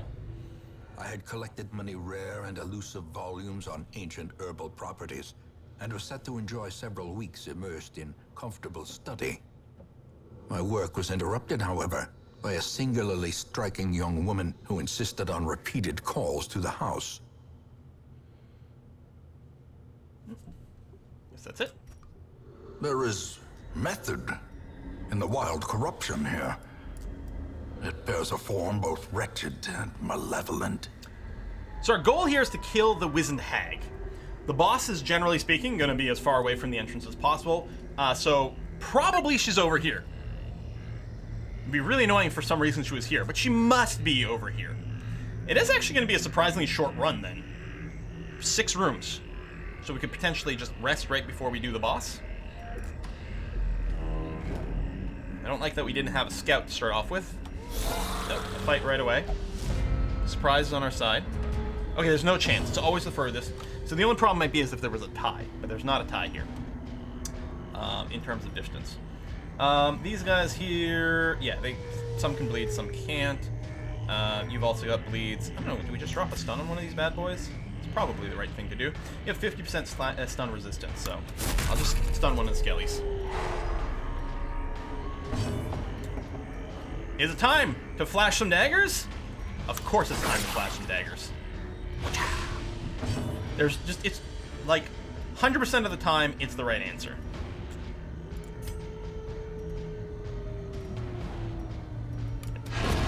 As the fiend falls, a faint Bounty hope hunter looks blossoms. delicious. What is going to happen with this dungeon run? So you're stunned. We can just kill you. So it doesn't really matter because Another one falls. Whoa, Minnick! Hold on a sec here. Let's 1 second. Jesus. Pick to the face. Press this advantage. Nice Give them clean no fight. quarter. Take some gold. Lovely. Minnick, thank you very much. My dear Quill18, thank you very much for all your content. I really enjoy it very much. Please continue your awesome streams and YouTube videos.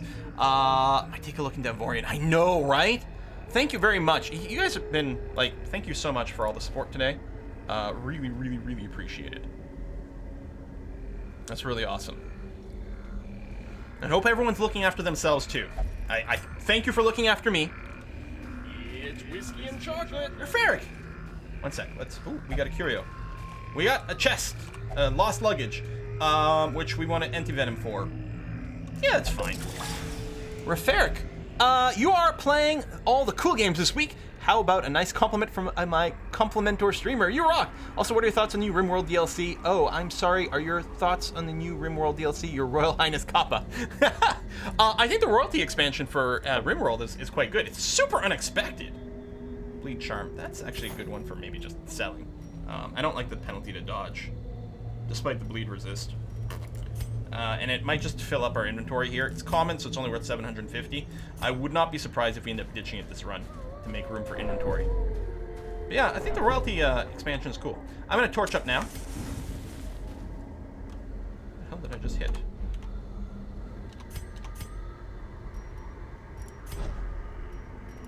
Did I somehow hit 5 on the keyboard? I don't know how I did that, but okay. Visible confusion!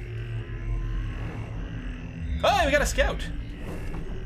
All right, which revealed the trap. That's very nice. Thank you very much for that. We'll move up. What do we got? 90, 90, 110. I mean, you're guaranteed to do it. Oh, you only have 2 stress. Okay, then we'll take the guaranteed for now. Because when you remove a trap, you like lose 8 stress, which is kind of nice. Just a bag of whatever. This is gonna be fine. Okay, it's empty. No big deal. Gonna advance into the empty room.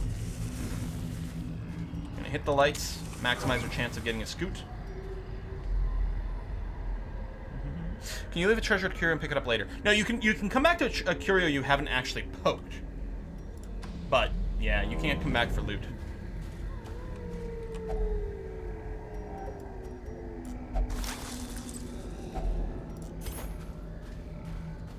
So much less money without an antiquarian.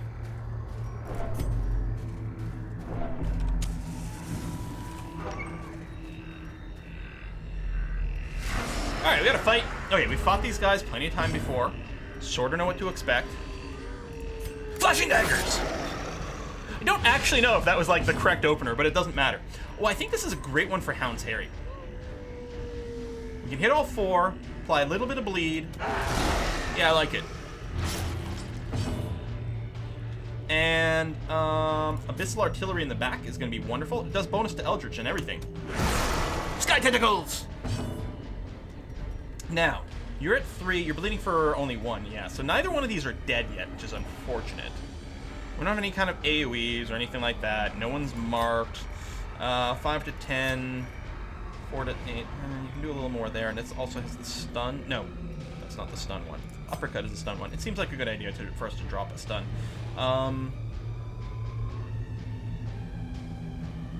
Same stun resist. Rend the marked. Things will become marked, although Rend for the Old Gods is really annoying too. I don't know who it matters for us to hit first. It's whiskey and chocolate. If I come hither, how much damage do you do? Yeah, only 1 to 2, so that's not the thing. We can't get a kill unless we get a crit.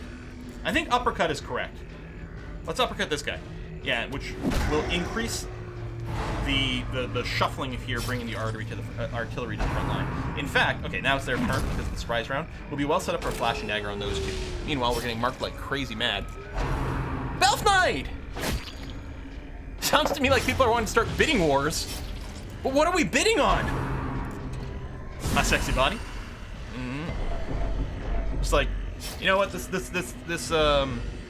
coronavirus is really gonna mess up the you know, all the economy. Maybe I'll have to become like a cam boy or something like that.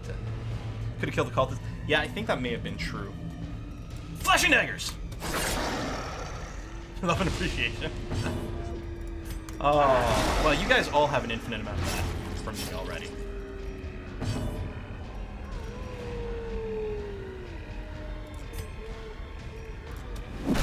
Uppercut you. I like it. And then we'll artillerize the back.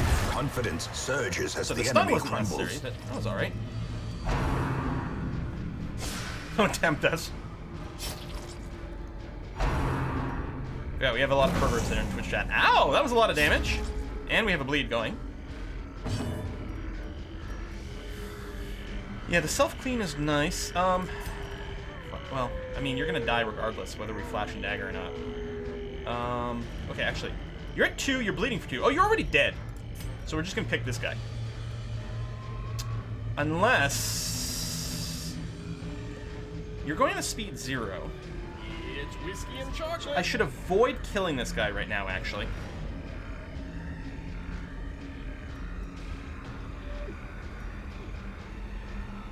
I'm just going to do this, because this will give me a buff and a speed boost for a few battles. Whiskey and chocolate again, hold on. What I'm hoping to do... The order's not helping here.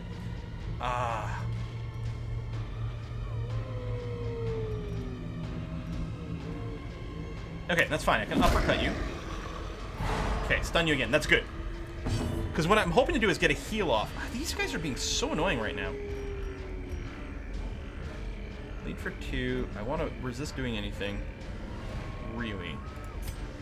Well, I guess I can make sure to kill you. Maybe we'll get a crit or something like Formation that. is broken. Okay. There we go. Maintain Now the finally, offensive. weird reconstruction. Only get 2. At least he resisted the bleed. and there's the stun. So I was trying to buy time until I could drop a heal. I was hoping to full heal this guy, but apparently that was not to be. Banana! No, no one wants that. You can always take off your shirt. Nobody wants that. I certainly don't. Aku, thank you as well. Again, I'm not sure I want to imagine the size of these two windows reversed. Oh, Darkest Dungeon, 20 pixels in the corner, Quill in the rest. Yes, if we just flip the two images on screen. Oh, okay, this is really good. We're getting a weird reconstruction first. Come on! That's a good heal. As I say, even if you got the bleed at this point, we'd come out ahead. Here, just for the lulls, we're gonna flash and daggers at the finish. Beautiful. I'm not wearing two shirts. It's actually built into the same. It's got that like the fake shirt collar. These nightmarish creatures can be felled. They can be beaten.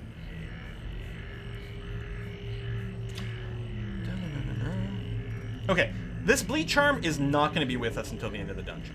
So I'm at least going to drop this right now. We're going to take the bust instead. Citrine's not worth much, so I think we're going to leave that be as well. Strip Darkest Dungeon. Yeah, every time someone gets stressed out, take off a piece of clothes. What's in the box? Yeah, we may as well use the skeleton key. Relics are just such a big, like, long-term investment. That's 6 deeds, we need to pick it up. I'm tempted to drop the last key. I'm actually wondering about dropping the anti-venom. I think in this dungeon, the anti-venom is mostly just more loot. And we're gonna be a little hurting for a little bit. Or drop the key. Either one. Yeah, it's sort of key versus anti-venom. Oh, it's a jade. Okay, you know what? No, you're right. I'll drop the jade for now. Good call. Thank you for pointing that out. Hopefully later we'll get a stack of jades. But for now we're gonna be okay. All right, let's move in here. So the sword plan is maybe resting right here before the boss fight, just to get as many buffs as possible. We have 2 Scooby snacks. We can certainly use one before the boss fight, and I think it lasts for a few rounds. I don't know if this is worth it. There are 2 rooms, and we don't know if there's fights in there, so I'm not gonna Scooby snack for these guys here. Stuns, AoEs. I think just direct damage is gonna be okay here. Yeah. I don't think these things can do corpses because they're minimal. Okay, doesn't matter. They dodged anyway.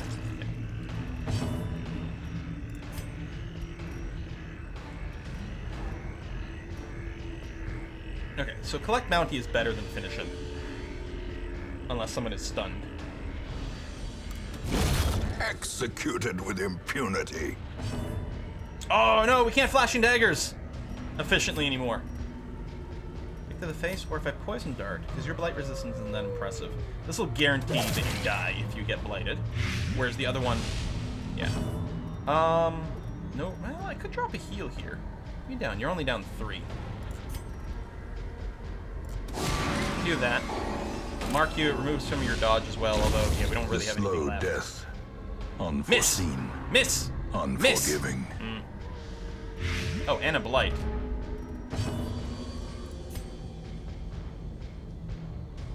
Yeah, just back to the pit. Poisoning the spiders. Hey, it works in Dungeon Crawl. In Dungeon Crawl Stone Soup, spiders, in fact, all the insects Seize are this extra vulnerable to momentum. poison. Push on to the tasks. I'm gonna drink the anti-venom here.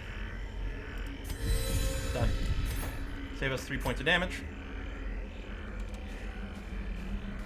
Light's okay. Oh, hunger. Yeah, eat food.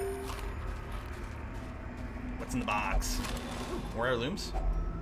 And a torch. Okay. Up, torch up before we go in here. I think we're good. I don't think there's anything we need to do right now. Yeah, we could. We probably will drop some torch. This medium dungeon is like shorter than a lot of the short dungeons, so I really overdid it with the torches and the food. So yeah, we'll probably drop a stack of that. Maybe I could have done that before the jade, but that's all right. Guys, are we gonna flash and daggers or we're gonna flash and daggers? We just got to for the maymays, if nothing else. Then at least it hits one of these actions.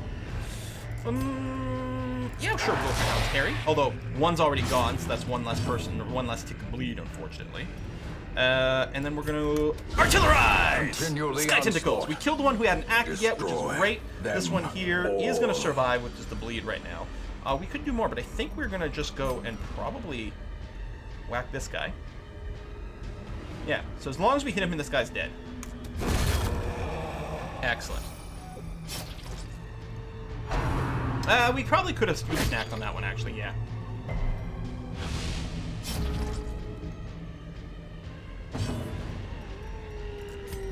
Start you back before you get the go. Wonderful. Oh, he's going now? That's really annoying, actually. Thank you for dodging. Lick wounds. Wait, who's licking whose wounds?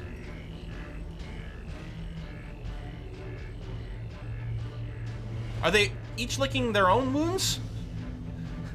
Is the dog licking the dude's wounds, which has some issues? Is the dude licking the dog's wounds? Other maybe issues? It's mutual licking? Okay. They're just really close. It's fine. I guess I've got nothing to do except maybe like vulnerability fetch this guy. Not that it really matters much. But you are now marked. Eat 21, non-crit.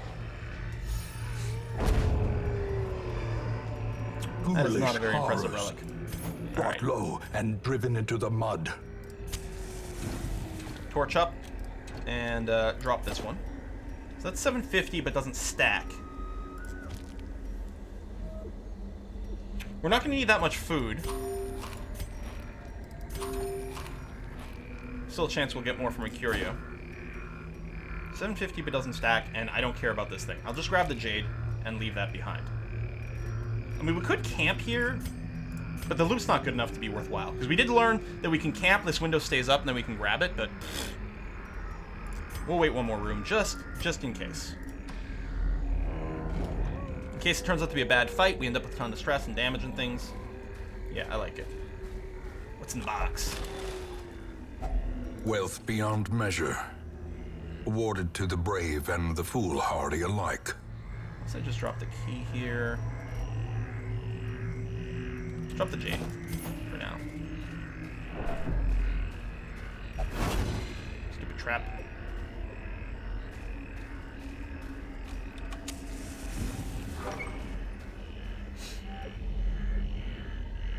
Oh, okay. So we got an empty room completely. We got a scout, doesn't reveal any traps, and there's the boss. Well, we're clearly gonna camp here. Nothing we want to do first, I don't think so. No. Yeah. Boom. Gathered close in tenuous firelight. I mean, no one even needs hit points. Uneasy companionship. Abandon hope! The Houndmaster's got some really good buffs. So first of all, we want to prevent nighttime ambushes. That's for one. Therapy Dog gives everyone on the team stress resistance. Scouting chance doesn't matter. I don't know if you can surprise the boss.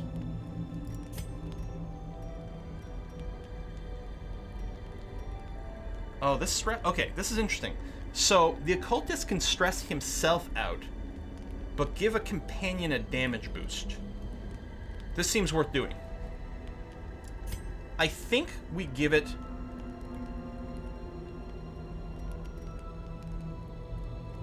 Yeah. Who do we give the damage boost to?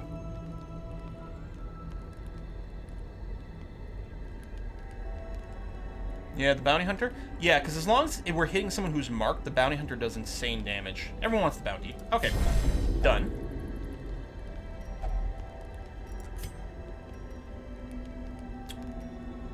We don't have any diseases. We don't need the scout. Okay, let's remove your stress back down to effectively 0. And then it might just be some pep talks now. Actually, I guess we'll therapy dog. Everyone will have 10% less stress. And everyone loves a therapy dog. Yeah, I don't think the surprise will matter. I'm assuming for the boss. Boom, done. Clears up the rest of the stress, but also gives us the resistance. And I don't think anyone's got a 1-point action. Oh, we actually abandoned hope, apparently, but let's say no. Rest. This place is horrific. Even so, I'm at ease. We are the flame! The light. The promise of yes, safety. you're right. We should double check our character skills. How are we feeling about the boss fighting loadout? One of the big questions is, do we caltrops? I'm thinking we don't carry finish him, because we bounty hunter, although finish him can hit someone in the 3rd row, which is nice. But I don't think stuns are going to be a big part of the strategy. Bosses tend to be really, really resistant to stunning, I feel. So I think we draw... Although caltrops can't be used from the front row. That's right. If we get shuffled around... I don't have a move that sends me forward. How's the Houndmaster do in the front? No, he's really unhappy. I think if we get shuffled back, I think MJ's actually just going to have to, like, take the turn to move forward again.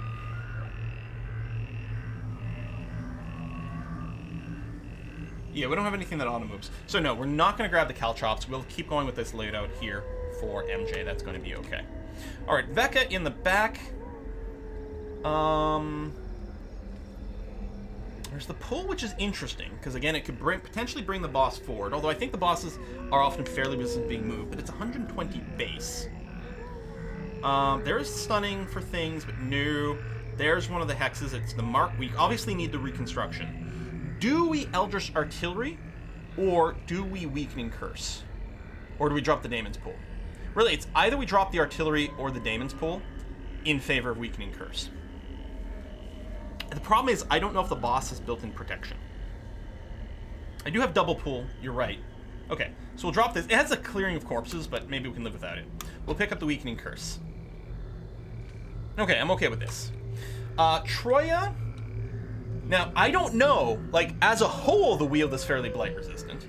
I don't know if we're going to do this, but the thing is, Troya needs something to be able to hit the boss in the back. If we're marking the boss, then Thrown Dagger is fairly viable. We just spam Mark Dagger. Or, unless the blight is like insanely blight resistant, we can just spam Poison Darts. At first, the blight may or may not land, but we'll debuff the blight resistance and then just keep stacking the blights for damage over time, which is really good.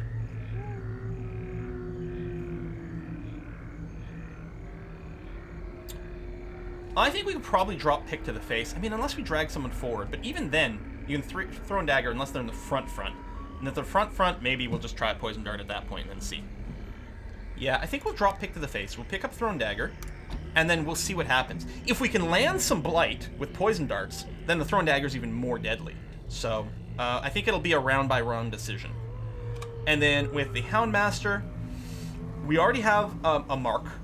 So, although, do we have a second? Yes, this can mark, and the curse can mark. So we have two different sources of mark in case someone gets thrown in a pot or something. Keep hearing people talk about that. So I don't think we need the target whistle.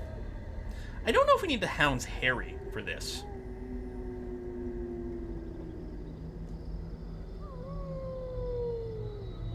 I think mostly we're just going to be using Hound's Rush every turn.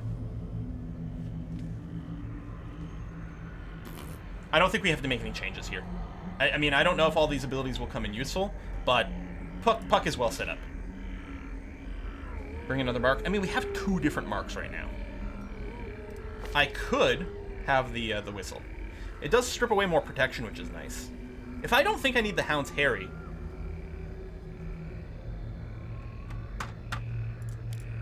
maybe we do pick up the Targ Whistle. Marks against some bosses are weird because often they get two actions, so the mark drops pretty fast. Oh, they lose a stack on every action. Ah. Hag burns more quickly. Okay, we'll grab the third one then, since I don't feel like Hound's Harry is something we're going to need. Maybe I'm wrong. I don't know. What I'm going to do is I'm going to wait until we're right at the door, try to remind me to Holy Water at that point.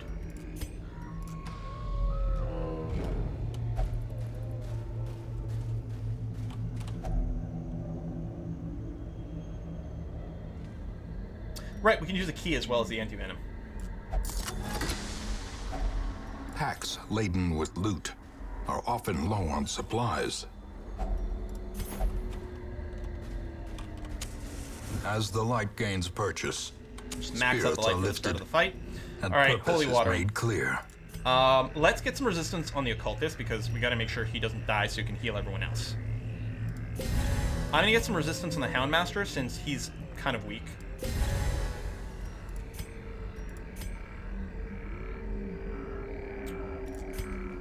I think it's 6 of one, half dozen of the other between these two.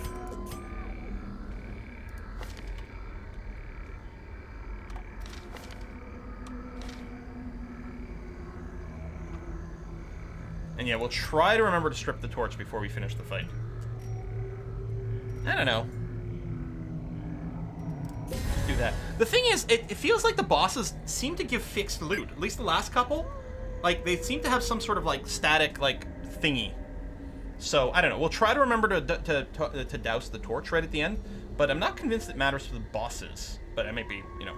I don't have a very big sample size. So yeah, I can't Scooby snack yet. That'll be in the battle. I think we just go.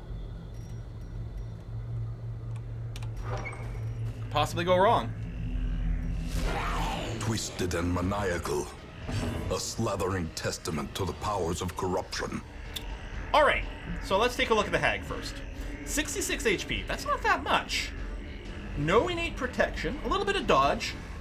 Decent, but not excessive speed. Okay. 100% stun resist. 200% resistant to move. Alright, so we're not gonna move her. Unfortunately. So those won't work. Really no resistant to bleed. Some to blight, but she's not unblightable, especially with the ability to sort of stack some of these debuffs. And then we've got this cauldron, which is empty. It's got 80% protection and 100 HP. 200% resistance to everything. I feel like the cauldron is not killable. I feel like we have to go after the hag and just try to burn her down as quickly as possible. Roll to seduce. My favorite thing to ever happen in D&D campaign was, which was our Sunday morning heroes that we ran on Twitch for a while, and I had my character drink a filter of love or whatever, a love potion, and the way that love potion works is the next person who sees you or whatever is supposed to fall in love with you right away. Open the door in this dungeon, and there was like an Etten in there. I think it was an Etten, like a two-headed kind of ogre kind of thing. Only one of the two heads fell in love with me. Greatest thing, I think. One of the best single moments ever. So, if we did Poison Dart, yeah, so 60% chance of landing the Blight. I could start off with the Toxin Trickery. Oh, it's only one per battle, so no, I'll wait. I don't think we just Thrown Dagger here. I mean, it'll hit, but I think we're actually going to try this. If we can land a little bit of Blight, we can combo with some other things. I don't know. It's 3 to 5, and quite a bit if the Blight lands, because it's an extra 12 damage if the Blight lands. Whereas here, it's 5 to 9. So it's potentially 4 damage more instantly with the dagger. I think it's worth trying one dart. Since they're not marked or anything later, so there's no multipliers on the Thrown Dagger yet. And if we land the Blight, it's huge. Done! And her Blight resistance down to 34%. We actually might just end up stacking tons of Blights with Troya here. Okay, so you're not really stunnable. You're not marked yet. So I feel like someone's got to do some marking. Although, you can't collect bounty on... That's annoying. Yeah, MJ... We'll be able to use Finish Him to hit the boss in the back. But with no multipliers, which is too bad. Oh yeah, Scooby Snacks, thank you. Nom, nom, nom, nom, nom.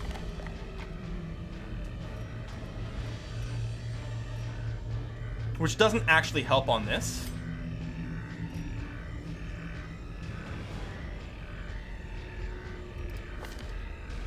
How about, hold on, MJ? Why don't I just get MJ to do a Come Hither? The move will probably get resisted. Well, yeah.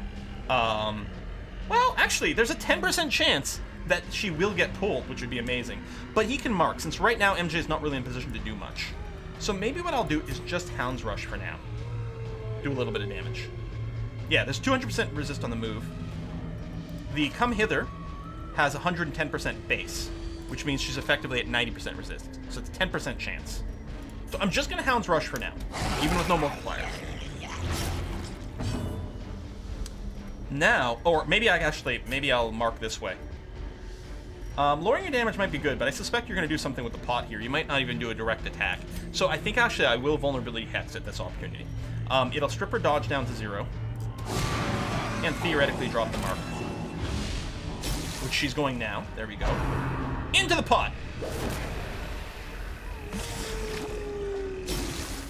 That is really disturbing art. And now she's going to tenderize all of us. Get me out of this infernal cookpot. I mean, we could. But I think we just wail on her. She is both marked and blighted, which means the dagger is going to do huge damage. You only hit the pot once to knock someone out of it?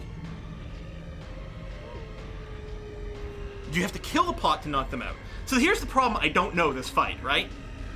I don't know if he's just taking guaranteed damage every round, in which case we might be able to burn her down before he dies.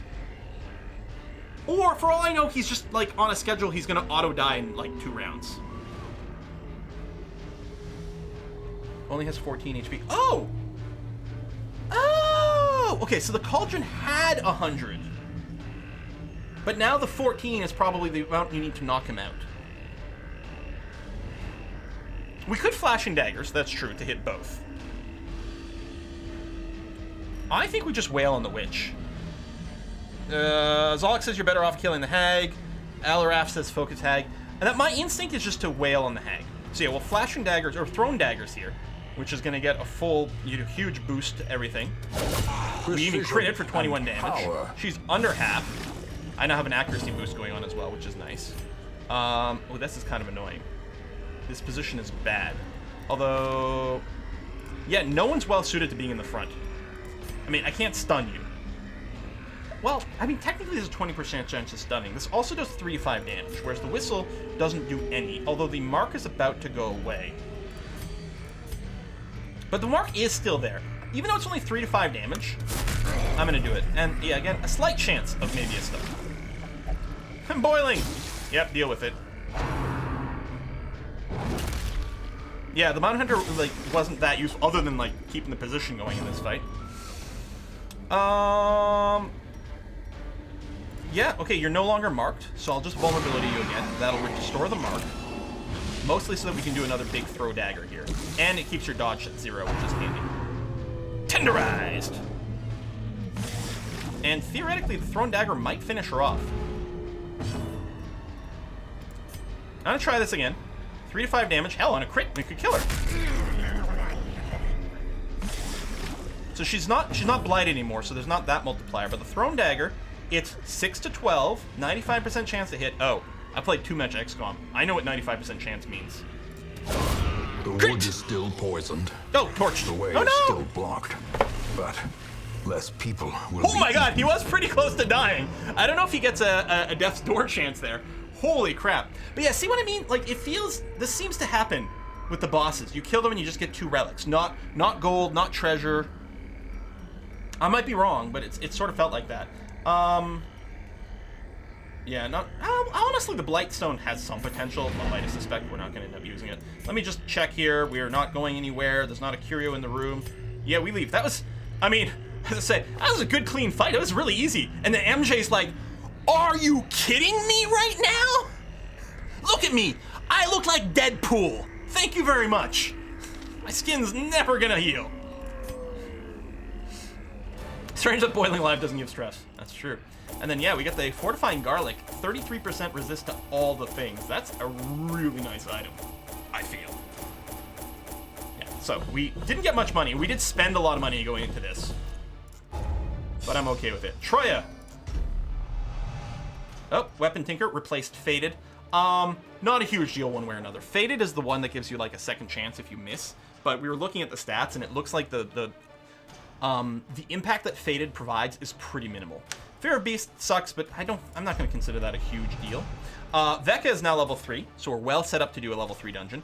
MJ's got Healer's Gift, so he heals better when camp. Who cares about that? Finally, the garlic is what stuck to MJ when he fell out. And the side effects are... Time and gold were not spent in vain. However, as today, caregivers announced they have succeeded in concocting an effective antidote. The medical ward is free. I don't have any diseases, so thanks. It's very generous of you, game. All right, let's just go and pop everyone out of here. Pop back over here. Okay. So just double check on stress. So Fuad does have a fair amount of stress. Actually, I think that was from the last mission. I really should strip that out. The cloister's full, which is annoying. Although I could add a second slot to the cloister, which might be worthwhile, because the cloister is cheap and I think less likely to have a nasty side effect. So that might be worthwhile. Let's take a quick look at the stagecoach here.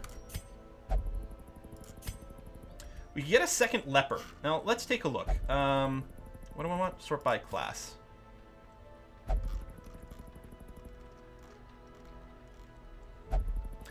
Why is sorted by class? Why would leper be first in the list? Like, it definitely groups by class, but it doesn't seem to, like, truly sort by class, unless it's some sort of, like, internal number. Where the leper is, like, the highest or lowest class ID, maybe. Yeah, so Esoteric Fish, who's in the chat, and I know wants to get in on this, unfortunately is not a winner. No offense, but what about this guy? He is steady, 10% less stress. A slugger, 10% more damage than melee? That's actually huge for the leper.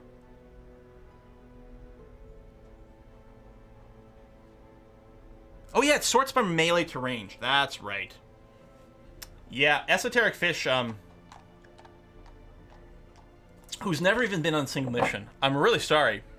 Yeah, I see chat. Well, shit. Unless we just keep Esoteric Fish's name. But no, that would be wrong, right? That would super be wrong. Let me just take another look over here. Clotter, unerring. What? Oh. That sucks. This is really quite nice on the Grave Robber. The thing is, we already have two really decent Grave Robbers. Troya and Junia both have really good traits. Actually, Troya, we may like tweak some of your numbers here in a second. Good traits, lots invested in their skills and I think, yeah, we're not picking up another Grave Robber. Although I have to say that unerring is really sexy. We only have one Crusader, I think. Yeah, Abyss the Fuzz, who's insanely good. Yeah, we can live without that. Bounty Hunter. Okay, no. It's just, I think we get this leper. We could, like, swap some things around to increase our barracks thing, but I don't think that's worth investing right now. I think, unfortunately, Esoteric Fish, you're gonna get booted. Sorry. I feel really bad. Like, genuinely, it hurts me. But it's gonna have to be, it's gonna be the way it's gonna be. Instead, we're gonna get a new leper called Teller. Welcome to the group. God, it hurt. I hate kicking people out. Remember, a leper can't change its spots. Boo! Boo, banana, boo!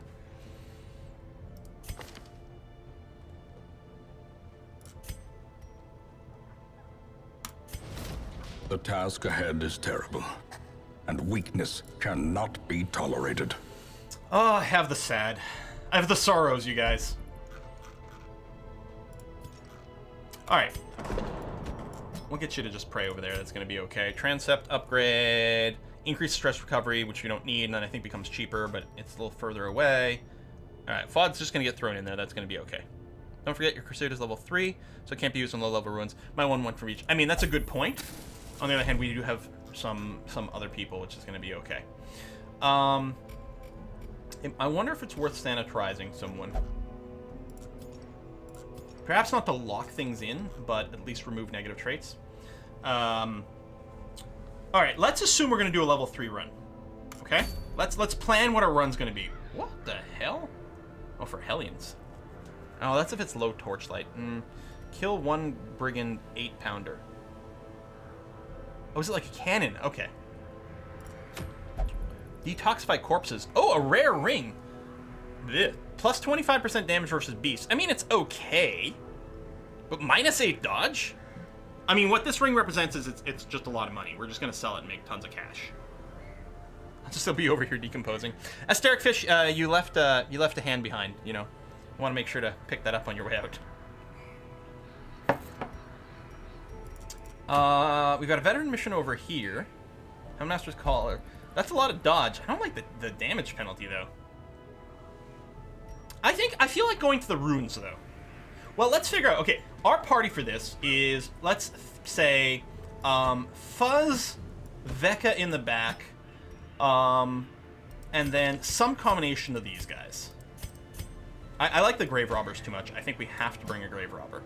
So then the question is, do we get Snoopy or Shanix? I think Snoopy.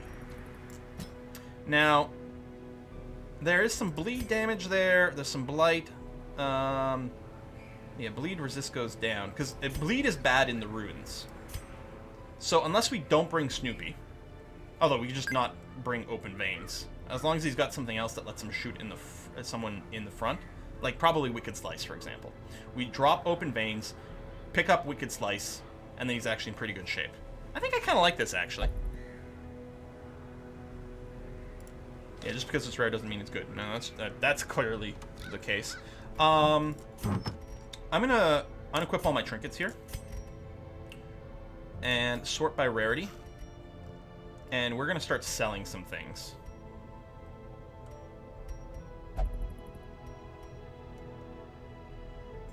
I don't think it's worth 3% crit for a speed. I guess we'll set it to always now.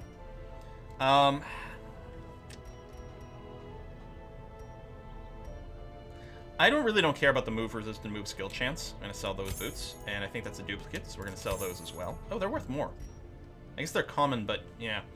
The decent, I don't know. You know what? I don't think the Selfish Pendant is going to be something we're going to end up equipping.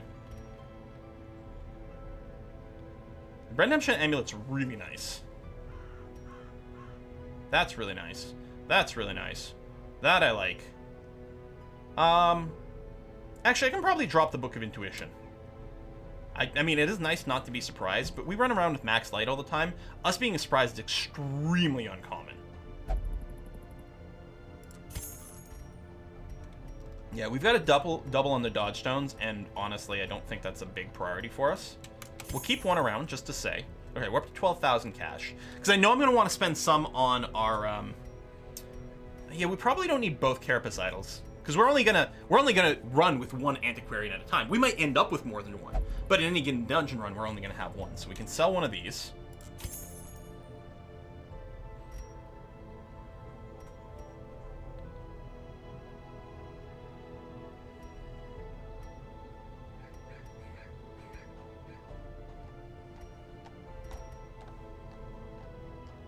I think actually the debuff amulet needs to go away. The -4 dodge is really bad.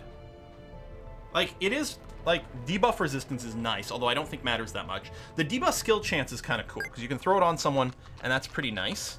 But I think we drop the debuff amulet. And yeah, if we're hurting for money, we can do more antiquarian runs, but we actually have plenty of cash at this time, if we just, you know, trim this down a bunch. Flying Doctor. I don't know if +8 accuracy is worth a 5% HP penalty. I feel like the answer is no. All right, that we're now up to 16 grand, so I'm gonna call that good enough for now.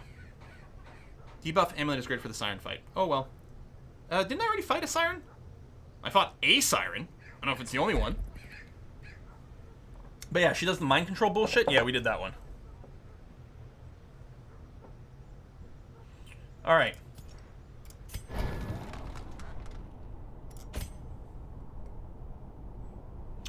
For Snoopy, right, I want to unlock Wicked Slice. The nice thing is, between Snoopy and Juno, we have a lot of AoEs. I think we just end up upgrading all of it. I mean, it's a fair amount of cash. Equipment upgrades would be nice, too. I think I prefer skills above things. You fight all bosses 3 times, increase in difficulty. Oh, because it's the apprentice version, the real one, da-da-da-da-da. Check out the Hellion stun, it's amazing. Yeah, where was that Hellion? Well, we have a level 3 Hellion, right? Shanix? I mean, there's the Yop. Oh, yeah, because, right, it gives us a huge debuff, but it does stun both people in the front, which is kind of nice. Especially if you give it an amulet, or a relic, rather, that increases the stun power. That is a good point. Still, I think I'm okay with going with this party of 4. I just don't know where we want to spend our money. Because, yeah, there's item upgrades, which we can cheapen as well. And then there's skill upgrades, which we can also cheapen. I think maybe I'll get the cheaper skills and we'll focus on this time. Some may fall, but their knowledge lives on. I think with the Crusader, I'm still happy with the kit of these 4 things. Holy Lance, in case we get moved. And otherwise, just, you know, I attack someone in the front, I attack both in the front, maybe do a stun. I mean, we could get Bulwark and, you know, Battle Heal. If we level up the Battle Heal, it's kind of nice. But we're gonna we have a good healer in the group. I don't think Inspiring Cry, although it reduces stress. I'm wondering, actually, do we just drop the Holy Lance and just get Inspiring Cry leveled up? I can't preview what it is at the different ranks. The heal might not go up much, but it's still good to pop the Death's Door. And the de-stress is really handy. Yeah, I know. I've been trying to, like, keep updating the amount of money. The problem is, if I move my camera so it's better on this screen, it's just worse on the others. Yeah, managing stress. Stress heal is always handy. Yeah, I think Inspiring Cry is too worthwhile. Okay, the stress is still a -5. There you go, -6. Okay, we'll do that. I think I'll drop the Holy Lance. So, Fuzz is going to get the rest of them upgraded. Done. Okay, that's 12,000 left.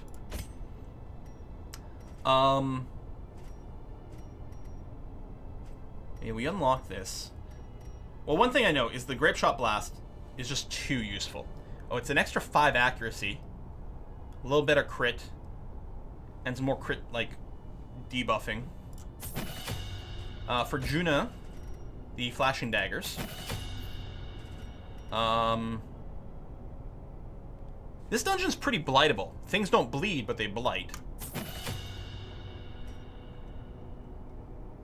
I don't think we've got anyone who marks. And that's not true. Vecca can mark. And then probably a pick to the face. Right, lunge moves you forward. Yeah. I think that's going to be Juna's kit for here. Vecca, you're good. What are we at? 9,000. That's fine. Okay, Snoopy, we'll do this. Special Shot's good. I don't know if the tracking shot...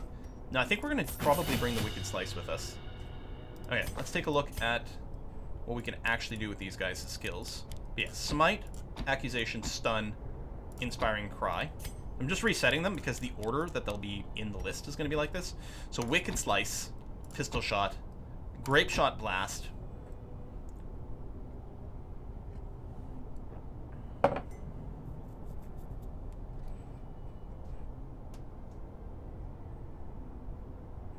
I don't know, maybe bring Open Veins in case it is someone we can bleed at some point.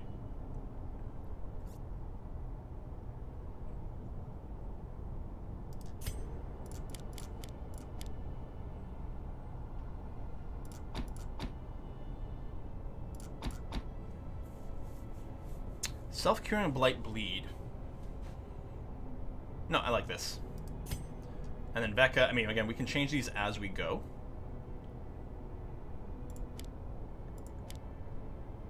I like the hitting the 2 in the back. I like the mark. Maybe we'll grab the yank as well. Okay, I think that's fairly decent composition.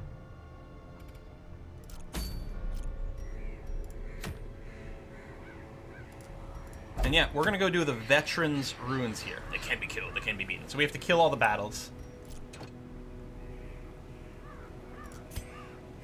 Can I not trinket on the other screen? It is interesting that it's got the pop-up, but yeah, no, I agree. We want the trinkets. I thought I could still trinket on the next screen. Let me just make sure everything's unequipped. Yes. Sort by classes. Yes, the Knight's Crest, because that's only for you. Oops. This buckler for crit. It does increase your stress rate, but I think that's okay. It's actually not a very good trinket. Hold on. Let's consider this one. Usually the class-specific ones are pretty strong, but honestly, that one's not really a deal breaker.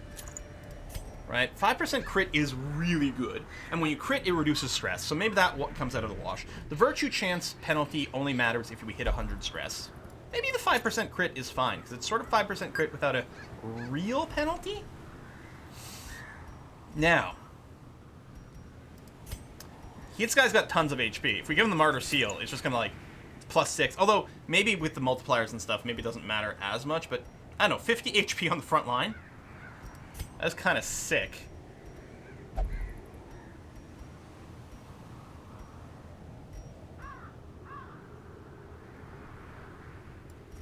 He's already got Clodder and things. What are his resistances right now? He's already got a 75% bleed resist. How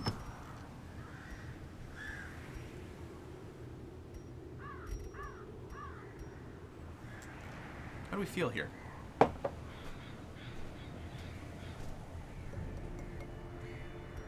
Give him plus speed. Yeah, honestly, I'm kind of okay with this because we really would like Snoopy to go fast so that he can get a grape shot blast off immediately, making everyone else more likely to get crits.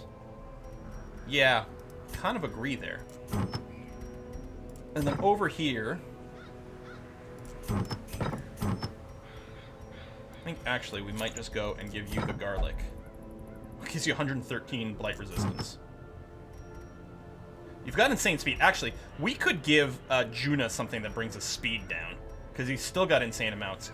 The blight skill chance is actually very interesting, because it makes his poison darts just nuts.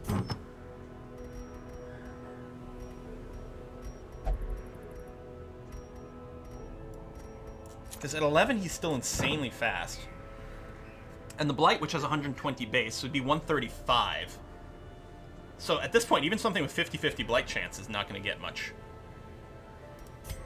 And then finally over here, well, maybe we give you the resistances, because you don't have that many. We have a good debuffed resistance, but this doesn't cover debuffed resistance.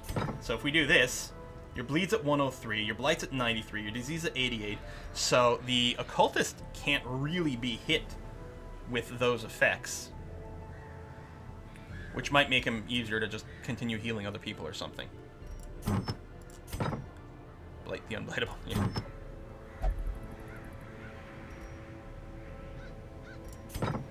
I like it. Let's do it. So it is going to be a camping one. That's fine. Let's bring food and a half. Oops. And a stack of torches and a half, which seems okay to me.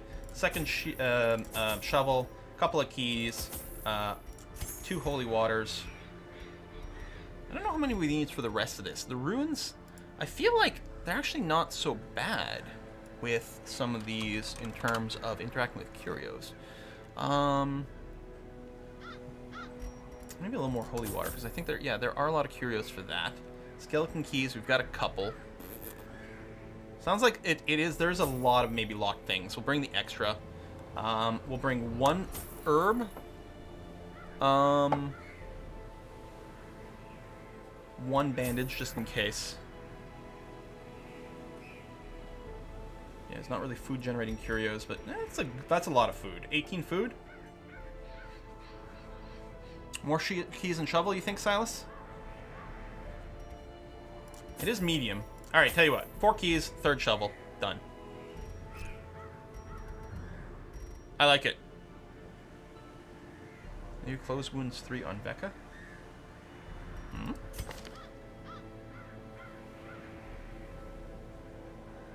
Let me close wounds 3 on Becca.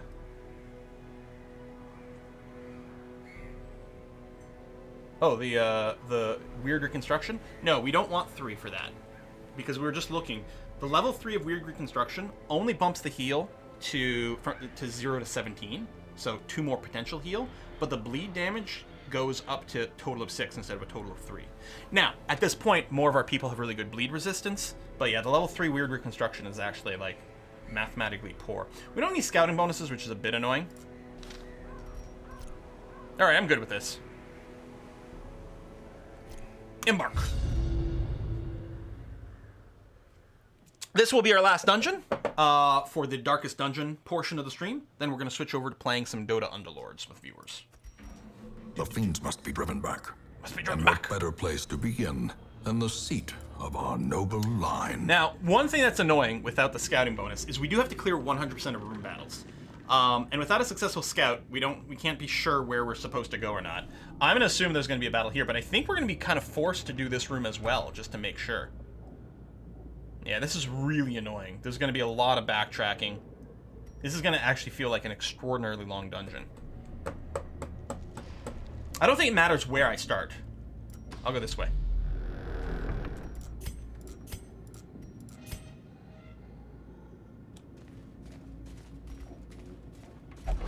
There's a trap!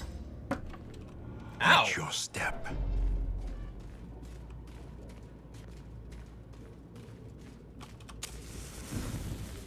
That was a boring hallway, except for the trap, which is just annoying. Fight! Fight! Fight! Ooh, who are you? Bone Spearman. Yeah, you're new. You can see we have no information about his skills here. We've literally never seen this guy before. But you know what works? Flashing daggers! Masterfully executed. Sky tentacles! A powerful blow. Bone spearman's quite pokey. You don't say, huh? Yeah, I don't think we're gonna cry. Jacques! We're doing all AoEs, no focus damage, but... And of course, Snoopy is gonna go last, which is really annoying. Because we could have set up, like, all the crit buffs. We might have gotten an extra crit somewhere that could have actually finished one of these guys, instead of just dealing stupid amounts of damage to us. God damn. This is a lot of damage. Holy shit. Alright, thank you for a dodge. Flashing daggers. Continue the onslaught. Destroy. Still worth doing this, because actually, yeah, you're pretty low. That's a little annoying. We've got to weird reconstruction ourselves. Crit heal.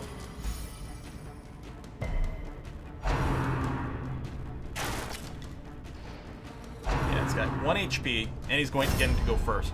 Oh, he's just guarding. Oh, that's fine.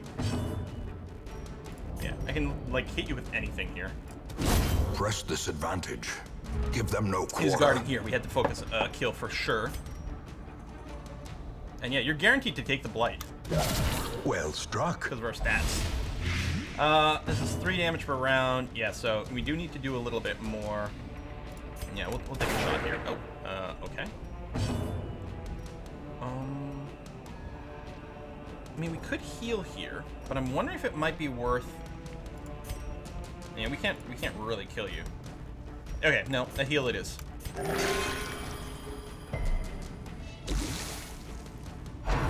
Like, it might be nice to kill him before he could do more damage, but I couldn't from that. We'll just Inspiring Cry. It does give him something to do when he can't reach anyone, which is kind of nice. We could have done the pull, but I don't think it mattered too much. Do I want to avoid shooting? Well, he's going to die from the bleed anyway. We may as well attack. Maybe we'll get a crit. Surges as the enemy crumbles.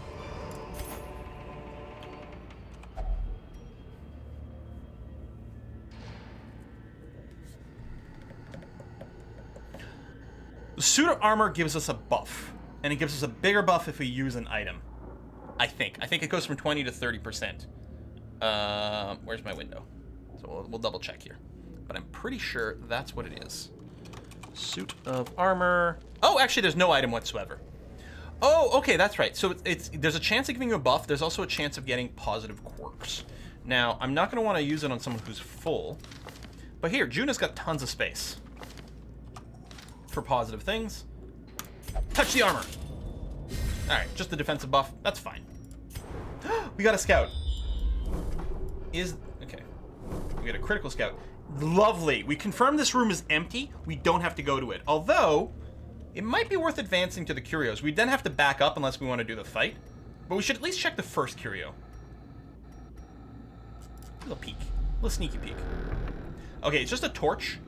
If we move up, pick up the torch, and then walk back, we'll get some stress from walking back. So I'm just gonna go.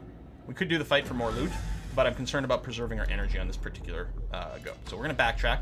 We know we have to do this a little bit, so at least we can do that with confidence. There's also no traps or fights. They can respawn, but we have a scout over here, so we would know if there was one coming.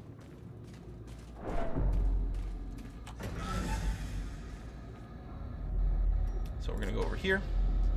Battle room with treasure. There's gonna be a curio, just a bag of loot. We don't have an antiquarian, so it doesn't matter. Oh, a map. Is it scouting the entire dungeon? No, it's just a critical scout from here. I mean, it's still something. So I guess we'll have to accept it. We got a hunger event. Okay, done. You're still a little bit low, but that's all right. Torch is a bit low, but Even the we'll cold this. stone seems And yeah, we'll bent go ahead on and torch up preventing before we passage. go into this room. We could just eat some random food here. That's not going to heal you up enough to really necessarily make a difference. So we'll just go. Oh, this is new. The only guy I know is the guy in the back here. Oh, that's why one guy's kind of bluish. Stealth. Now, I don't think I'm packing an anti-stealth skill.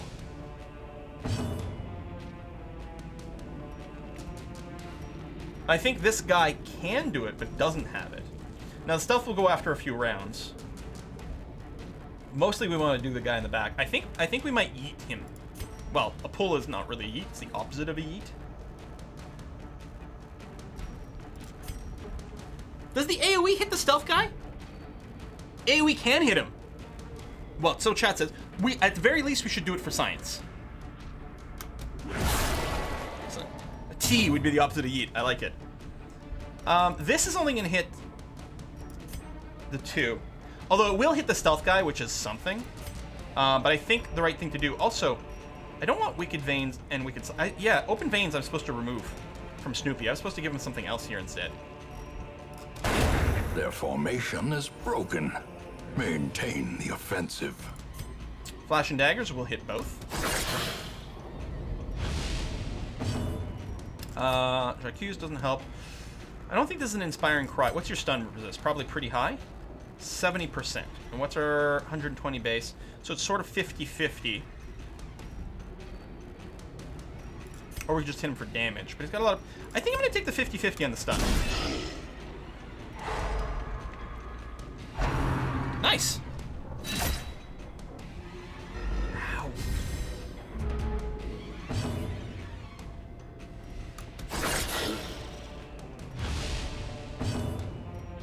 How old are you at? 4? That Grape Shot Blast. Only a max damage roll will kill him.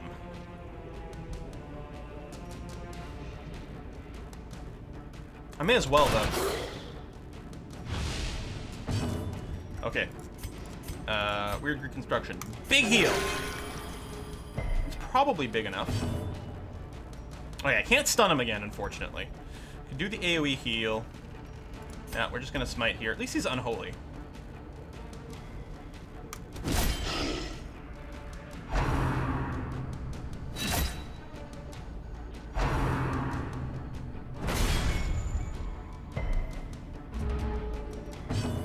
Alright, we're gonna Flash and Daggers one more time to finish off the As the fiend execute. falls, a faint hope blossoms. Yeah, we're just gonna Wicked Slice here. Just rest sort of single target damage right now. Weird Reconstruction. Go, go. Crit heal for only 6. Well, that's not bad. It would have been a 3. Which, oh! AoE! Ow! Long ears. And a crit in the back? Come With a on! vision. The end approaches. I mean, everyone is hurt, and there's a little bit of stress. But I think the thing to do is just to apply some damage here. A victory. Kind of hoping to get one more heal, Perhaps but I a guess it'll turning have to be point. that. Right, we do have to pick to the face. That is true. Da, da, da. Right, you were okay. It was here I need to do an adjustment, because the bleed doesn't do much. But then that just gives us tracking shot, which gives us our bypass of stealth. There we go. Perfect. That's what we should have had in this fight. The damage is real.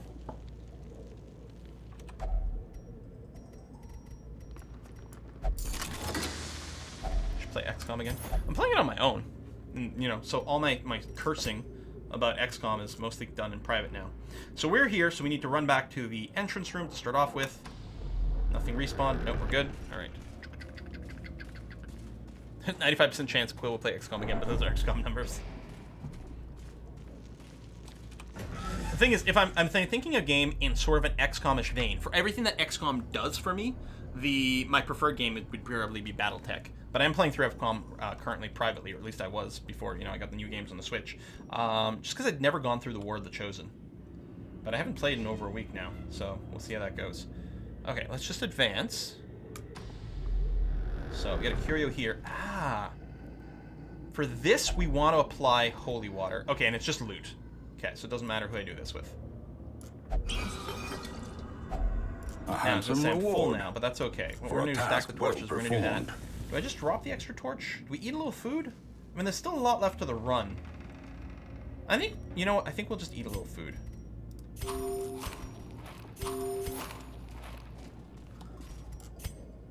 there's a trap at the end of this hallway. Right there. Now, yeah, 100% chance, and you have some stress. I mean, only 5. Because the Highwayman's also good at removing traps, but he didn't have any stress. In Radiance, may we find victory. So, we have no idea. Yeah, that's what we're gonna have to do. We're gonna have to wiggle that way and hit everything. Either way, we're gonna have to fight. At least this is 2 Curios. Okay. With this, I can either use a torch, which sets the light to 100, which doesn't matter right now, or I think if I sprinkle some herbs on this, I get some stuff. There we go. It's something, I guess. Oh.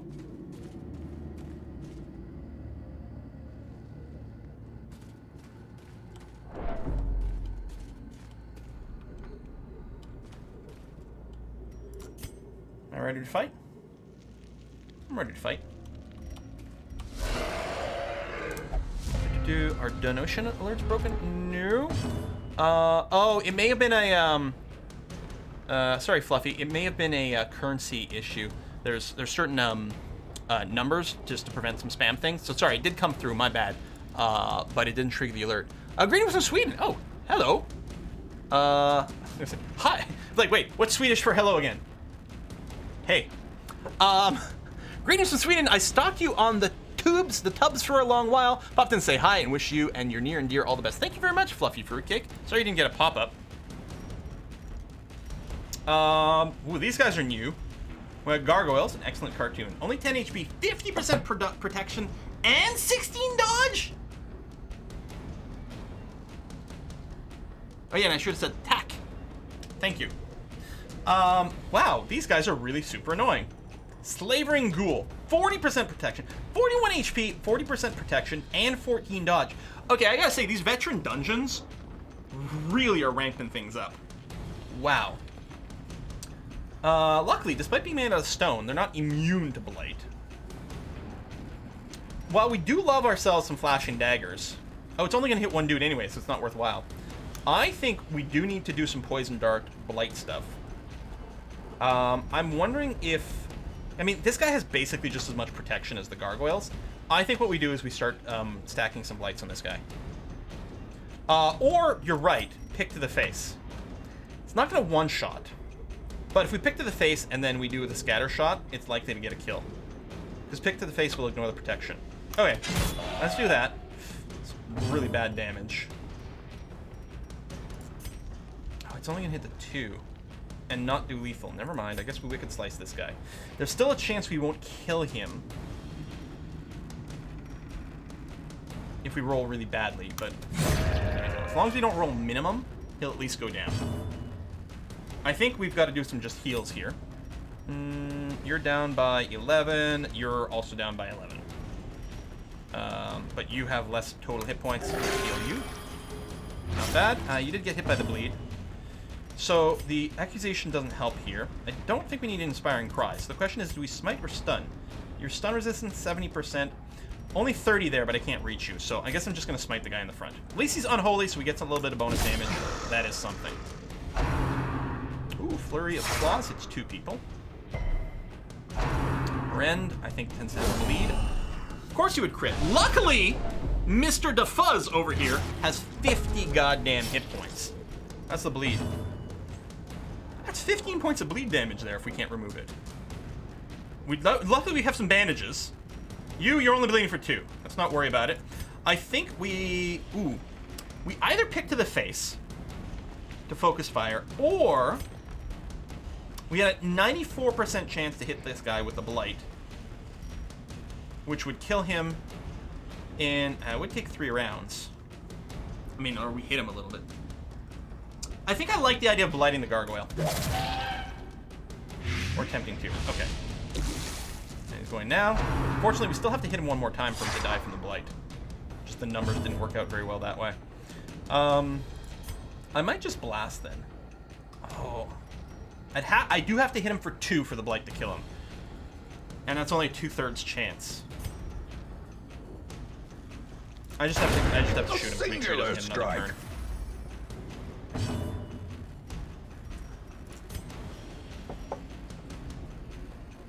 We could strip away all his dodge, which is actually really nice, but we gotta drop some heals.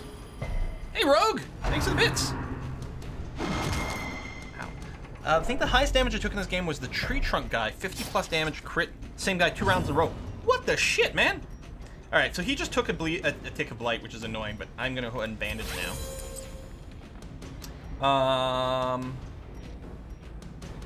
I think I like the idea of trying to stun him. Because it's 50-50. We're not going to kill him this round. So let's try to maybe minimize the damage we take. Yeah, he didn't resist it.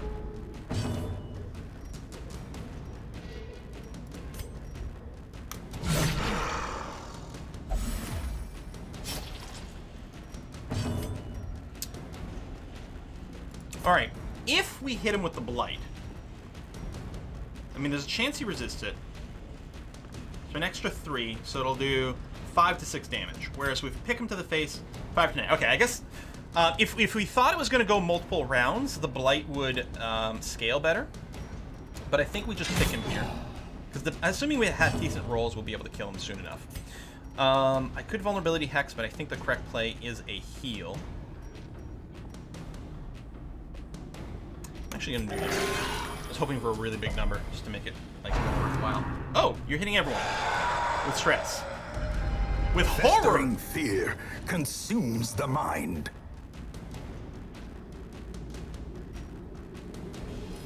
Fudge.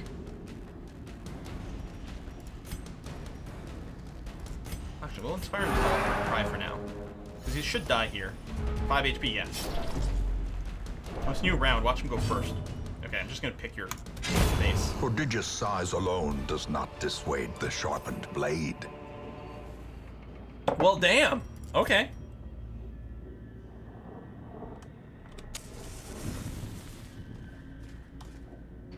I don't have any laudanum. Do we camp? Not yet. We are going to fight here.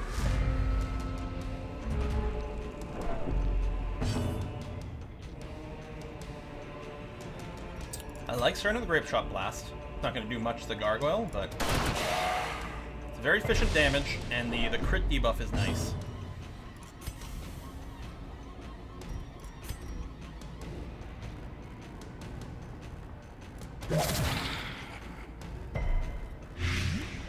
Resist the debuff, but still got the Blight. That's okay. I think actually here the...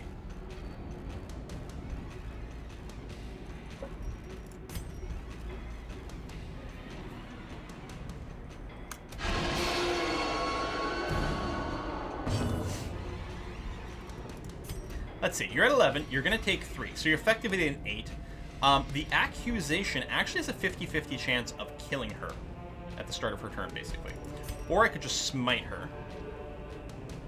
Which, even if I roll minimum damage, is guaranteed that she dies. The other way would have been more efficient. Achievement unlocked, we slew the men who were wicked. What?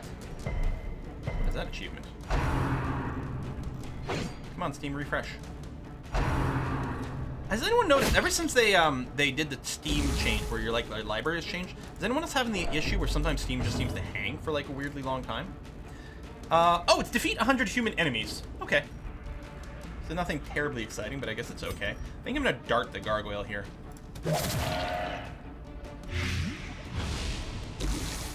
And I think, yeah, he's dead on his next action, so we can just ignore him now. And very nice of them to miss there.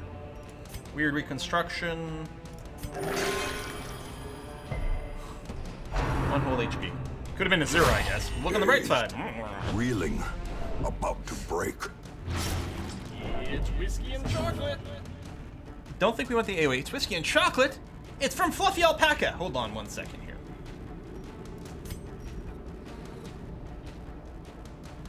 We hit this guy while he's got the crit thing. Fluffy Alpaca, thank you very much. Hey, Quill, love your stream. Been a long time viewer and want to show my appreciation. Thank you very much.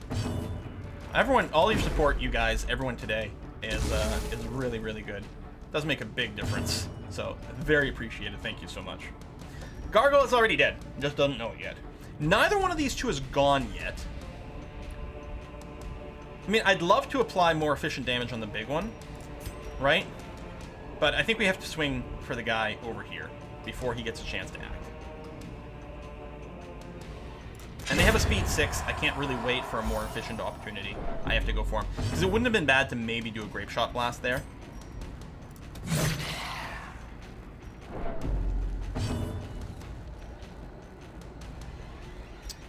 We're gonna reconstruction in the front. Oh, how's this bleed? Oh shit. don't think we have more bandages either. Great is the weapon that cuts on its own. So this is our first of the level 3 dungeons, and clearly things are very different here.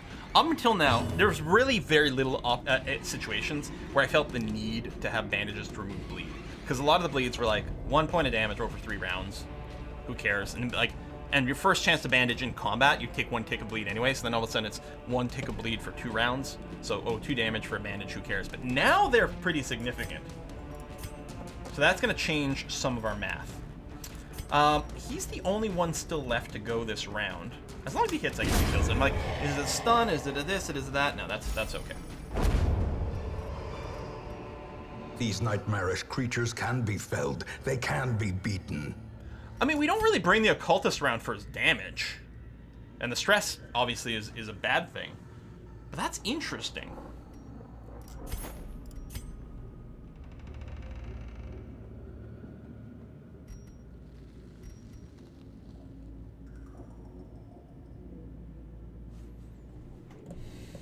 Do we care about the herbs? I mean, you know what? I'll drop the jade for now. We'll pick it up. We'll see. I don't know if we need the herbs in this run. I can't remember. Packs laden with loot are often we low on want supplies. these more than a lot of other things, though. Okay, well, the citrine is crap.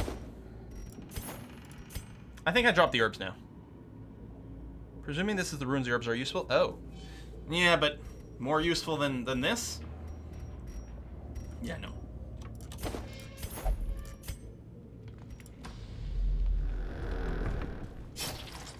Oh, right. Maybe we should have camped there. No, let's do another room. Now, if I recall correctly, there's no item I can use with this, and the bookshelf's a bit of a crapshoot. I think there's a chance of something good, and a chance of some really bad stuff. So my theory was like the earlier characters that were sort of kind of maybe disposable. Okay, there's actually... Alright, there's about a 26% chance of badness, but 20% of that 26% is just 15 stress, which is no big deal. It's the remaining, it's that 6.7% chance of a negative quirk. But there's a 13% chance of a positive quirk and 20% chance of scouting. There's no torching, it's not a stack of books, so it doesn't matter. If I use the torch, nothing would happen.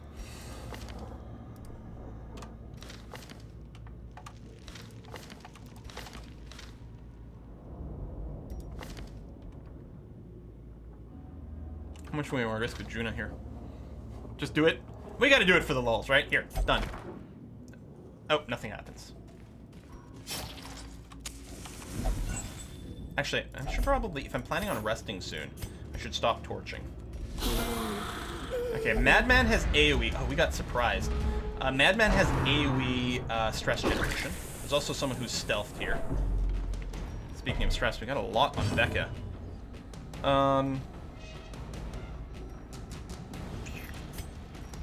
You've already gone, so I'm not feeling as much pressure to focus fire you. But the Madman's really bad. He's got a speed of 10. There's no way we kill the Madman before he does his shit. So we may as well smash flashing daggers for more efficient damage in general. On the 2 stress generators. I was gonna say, there's the guy in the back who does a lot of damage, but God, that was shit to start things off. It's Twisty May's Little Passages. Thank you very much for that, and also thank you very much for the book there that you said to Kiss for Luck. That was awesome. Loving the current Stellaris run. Also, my whiskey store just started offering delivery. Some dangerous times we're living in. Thanks for keeping us all company. Well, thank you very much for that. And yeah, there's a microbrewery here in town that is offering free delivery while all this is happening, which is like, oh damn. I can't grape shot from back here. That sucks.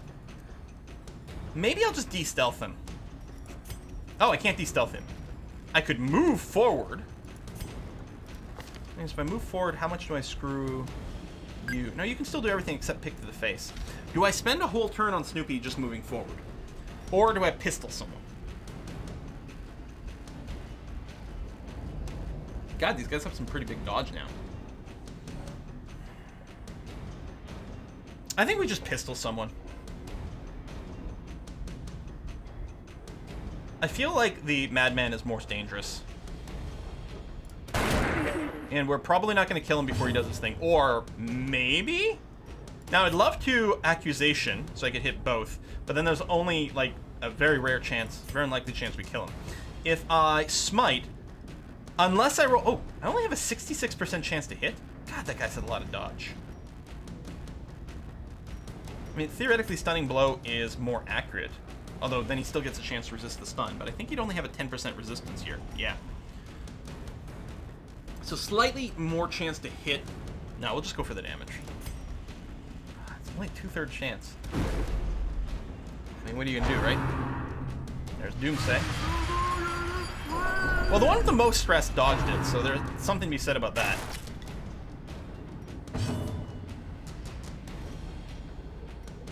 Yeah, so I can't do my Tentacle Artillery, so I think we Weird Reconstruction. You are closer, I suppose, to dying. Hole 3. Thank you for missing, or thank you for dodging. That's gonna be a lot of stress on the Occultist. Oh, it's horror as well. Uncertainty. So, okay, we're gonna camp birthplace after of this. dread. Oh my god, that's so much stress. Please don't lose your shit.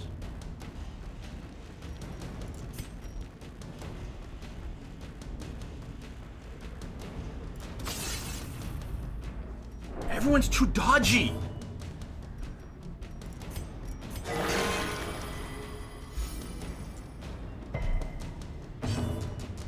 Oh yeah, more stress until camp. Okay, yeah.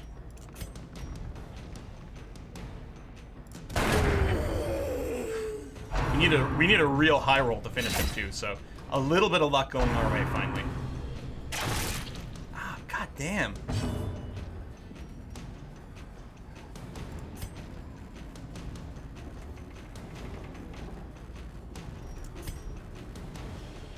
You can smite the guy in the front. Could even kill him in a single shot. No, I think there's too many people. I think we do have to go for the damage right now. And DC surviving with 1 HP. You're right, we will have time to stress heal in the camp. That is a great point.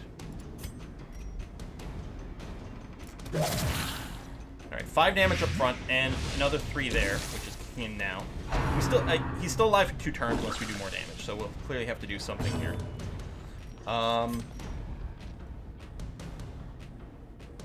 Yeah, I'm just gonna pistol you. Since I couldn't really kill that guy unless I got a really, really crazy crit.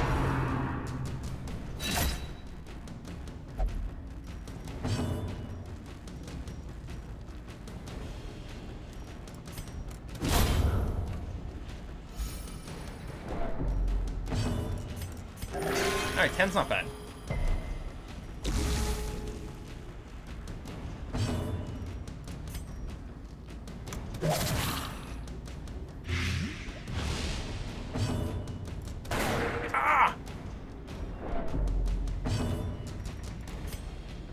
You still have a lot of hit points left at 20.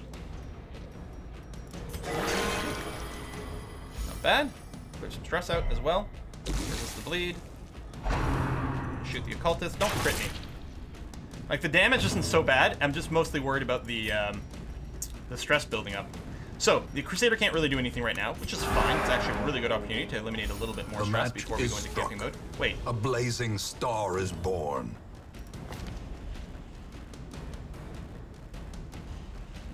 For some reason, I was sure this Inspiring Cry was an AoE for the whole party. I mean, he's got some stress anyway. And then we can focus all our stress reduction on one person. But yeah, for some reason I was sure it was an AoE.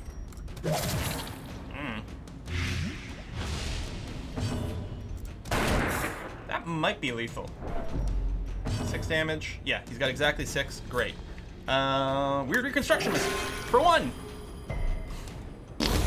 A death by inches. Yeah, no, -6 stress on everyone would be pretty OP, but that's what I thought it was. I'm like, it's a good ability, right? I gotta spam it all the time, don't I? Yeah, I don't care about this one. I just don't know if I'm gonna throw anything away. I mean, this relic is worth more than that. Onyx is... Oh, I can't camp. I'm not in a room. I was gonna say, oh, we can do the trick where we camp and free up an inventory spot, but we're not in a room right now, so I can't do that. All these relics have got to stay. Yeah. I think I unfortunately have to say no here. I mean, I could decide to drop all my keys, but there's a lot of dungeon left.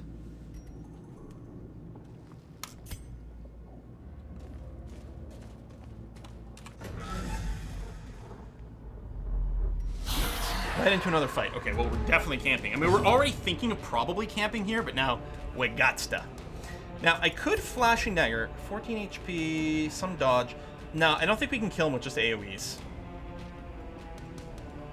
So I think what has to happen is we have to take this one down. Oh, why do I play this game? Oh my god, party order!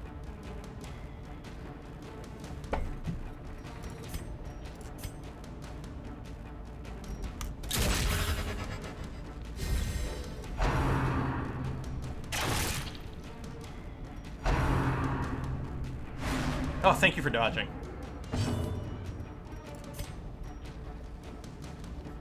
Yeah, heal yourself. Oh, come on!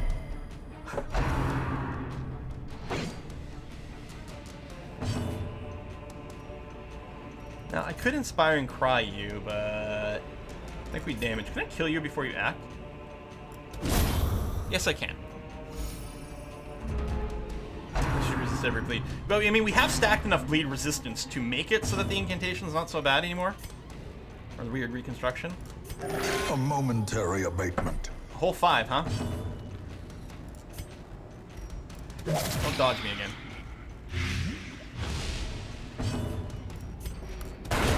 Oh, apparently we didn't need to hit you in the first place, but...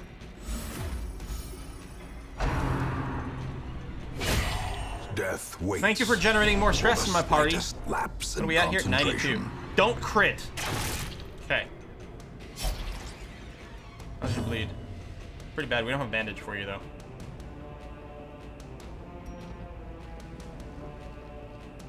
I think I may have to... Well, I don't know, actually.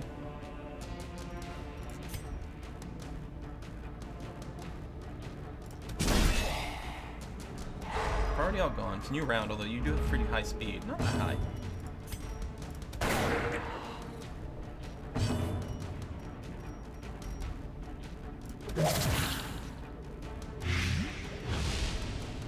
Trinket gives less chance of doing a bleed damage than the occultist. Is that a thing that exists? That's cool. Okay, so I'm gonna have to try to weird reconstruction again. The wounds For crying out loud, can can we be get a proper healed, heal for a change? but never Oi. hidden. Okay, no death story yet. It's really important because the stress generation would be phenomenal. The stress, no, go for the 1 HP.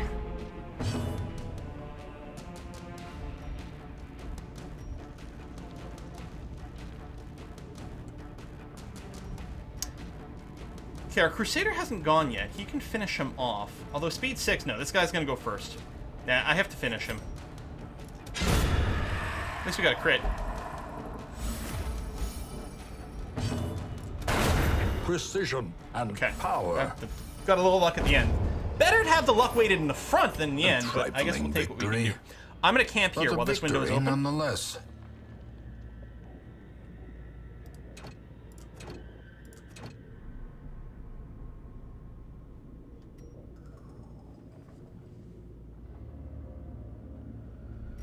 Was there... Didn't we do it on this screen before? With the victory window open, I thought we'd camped. Is it only for Curios, maybe? Okay, alright. I really do want the portraits. I don't know how much this is worth, but it's probably a good amount. I don't know, I don't think I can drop anything. I mean, we could drop some skeleton keys in exchange for loot now. Throw the emeralds. I mean, they're quite. This is quite a lot of money. It's $22.50.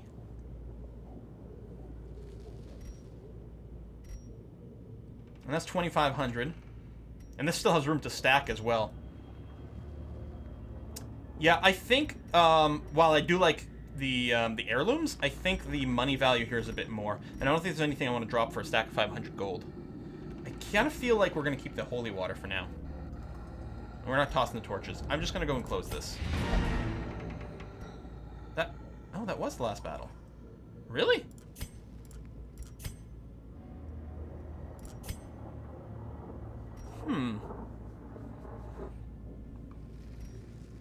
We have alarm bells, right? Yeah, okay. So we're not going to get a nighttime ambush, so there's no risk for camping.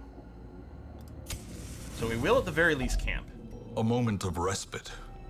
A chance to steel oneself against the coming horrors. We're gonna feast. Alright. We definitely need to have at least one of these anti-ambush things. That might be the only one we've got.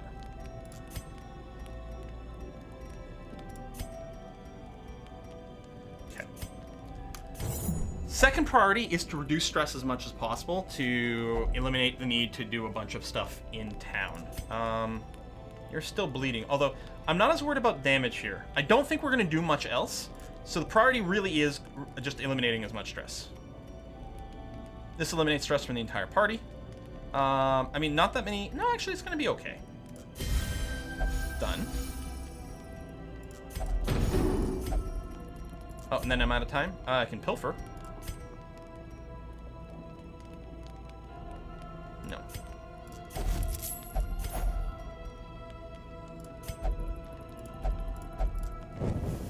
The light.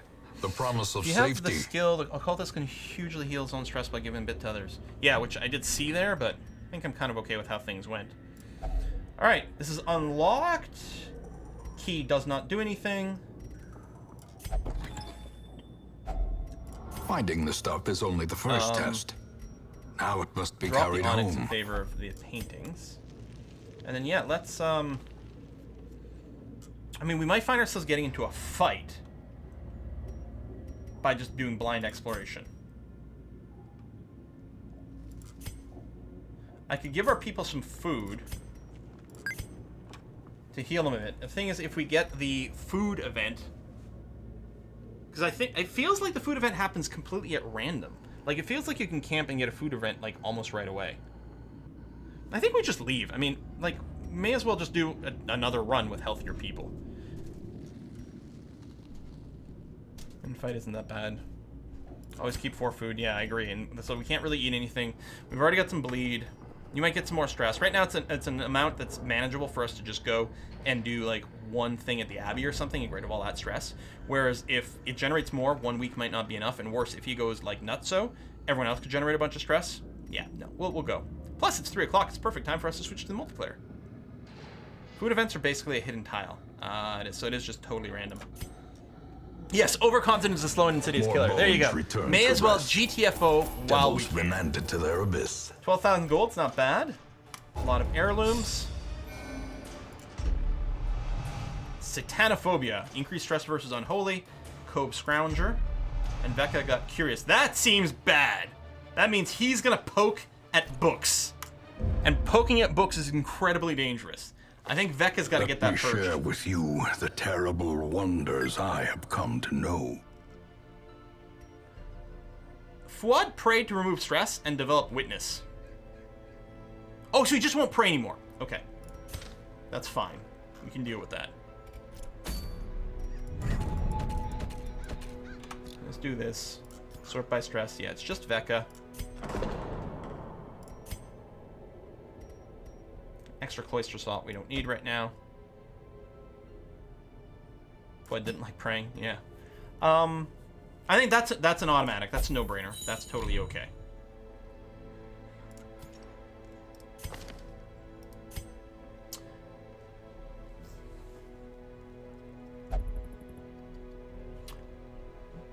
Juna is a long way away from being capped out on positive quirks. But I'm still wondering if it might be worth... no, we don't have that much cash.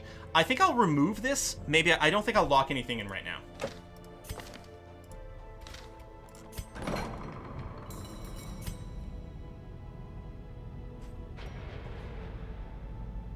I think it is time for us to add a second cell to the treatment wards. Remove this.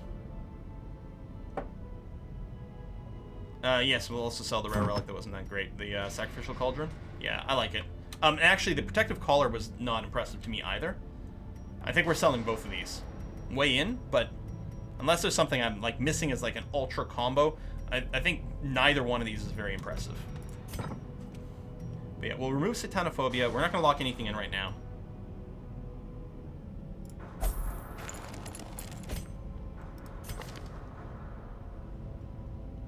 Yeah, the bonus, like, our torch is always going to be above 26, more or less. I think Snoopy, we've got to remove this. And you got your quick reflexes locked in, which I'm pleased with. What's robust? Oh, that's the disease, the stun, the bleed. I mean, all these resistances are really good. If we had, like, the plus 10% HP thing or something, I'd probably go and lock that in. There we go. Done and done. No one else is really stressed. I think chat's pretty pleased. I like Cauldron for slot 2 to 3. Cultist with stab. Oh, I see, yeah, because you could stab the hell out of people, but really our cultist, I think we just backline sort of heal debuffing is kind of the role they're fitting for us. So, and right now we could use the cash. How master damage doesn't matter if you plan on mass stack bleed and run the non-attacks. I guess there's that. That is kind of interesting. Okay, I'm getting rid of the Cauldron. Just done. So yeah, if we... Well, I mean, this still does bleeds. I guess that's a good point. The Hound's Master... Hound's Rush is his only thing that does real direct upfront damage. Yeah, minus 65%, minus 75%. So Hound's Rush does full damage. So this would be the one thing that the item would make worse, but it still bleeds, and it still has huge modifiers for other situations. And that dodge, that's a crazy amount of dodge on someone who's otherwise actually, like, a little bit vulnerable to things.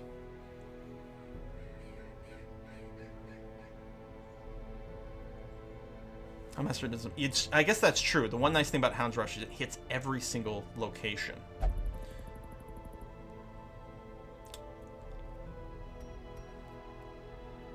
But that makes him. That's like. That is so much more dodgy. As far as I know, dodge is basically every point of dodge is effectively a 1%, chance to miss. So 12% less likely to be hit. Like, so we're trading off about the same amount of damage output for the same amount of defense boost. Except that it doesn't invalidate all my utilities or the bleeds that the Houndmaster gets. I actually think this collar is a win. I'm not going to sell it right now, anyway. We will consider other things with it. Oh, that's true. That's true. We could turn this guy into a crazy tank, despite being clumsy and fragile. If he starts guarding other people, so now all of a sudden his dodge is at 34%. That's actually kind of cool. Well, we're going to stop it here. We're going to figure out what we're doing with this group next Saturday.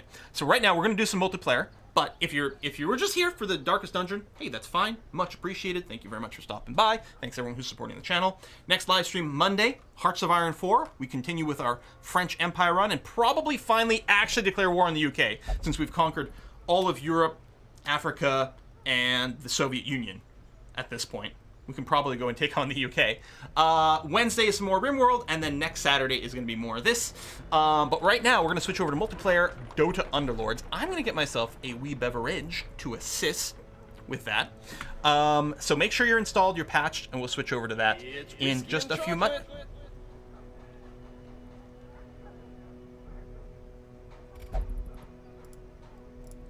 Okay.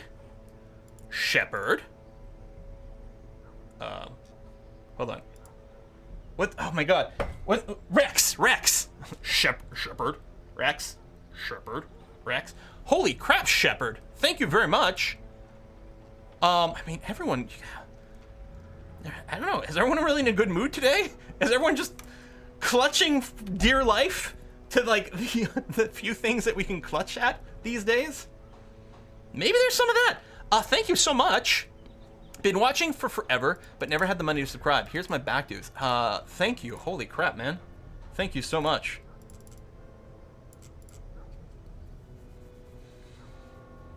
I guess you guys are saying we can keep this going then. Because there's, I've always got concerned. I mean, every day, every year, I've always got concerned. Like, how long can we make this work? And especially now, time's a little more uncertain in a few different ways. Yeah, thank you.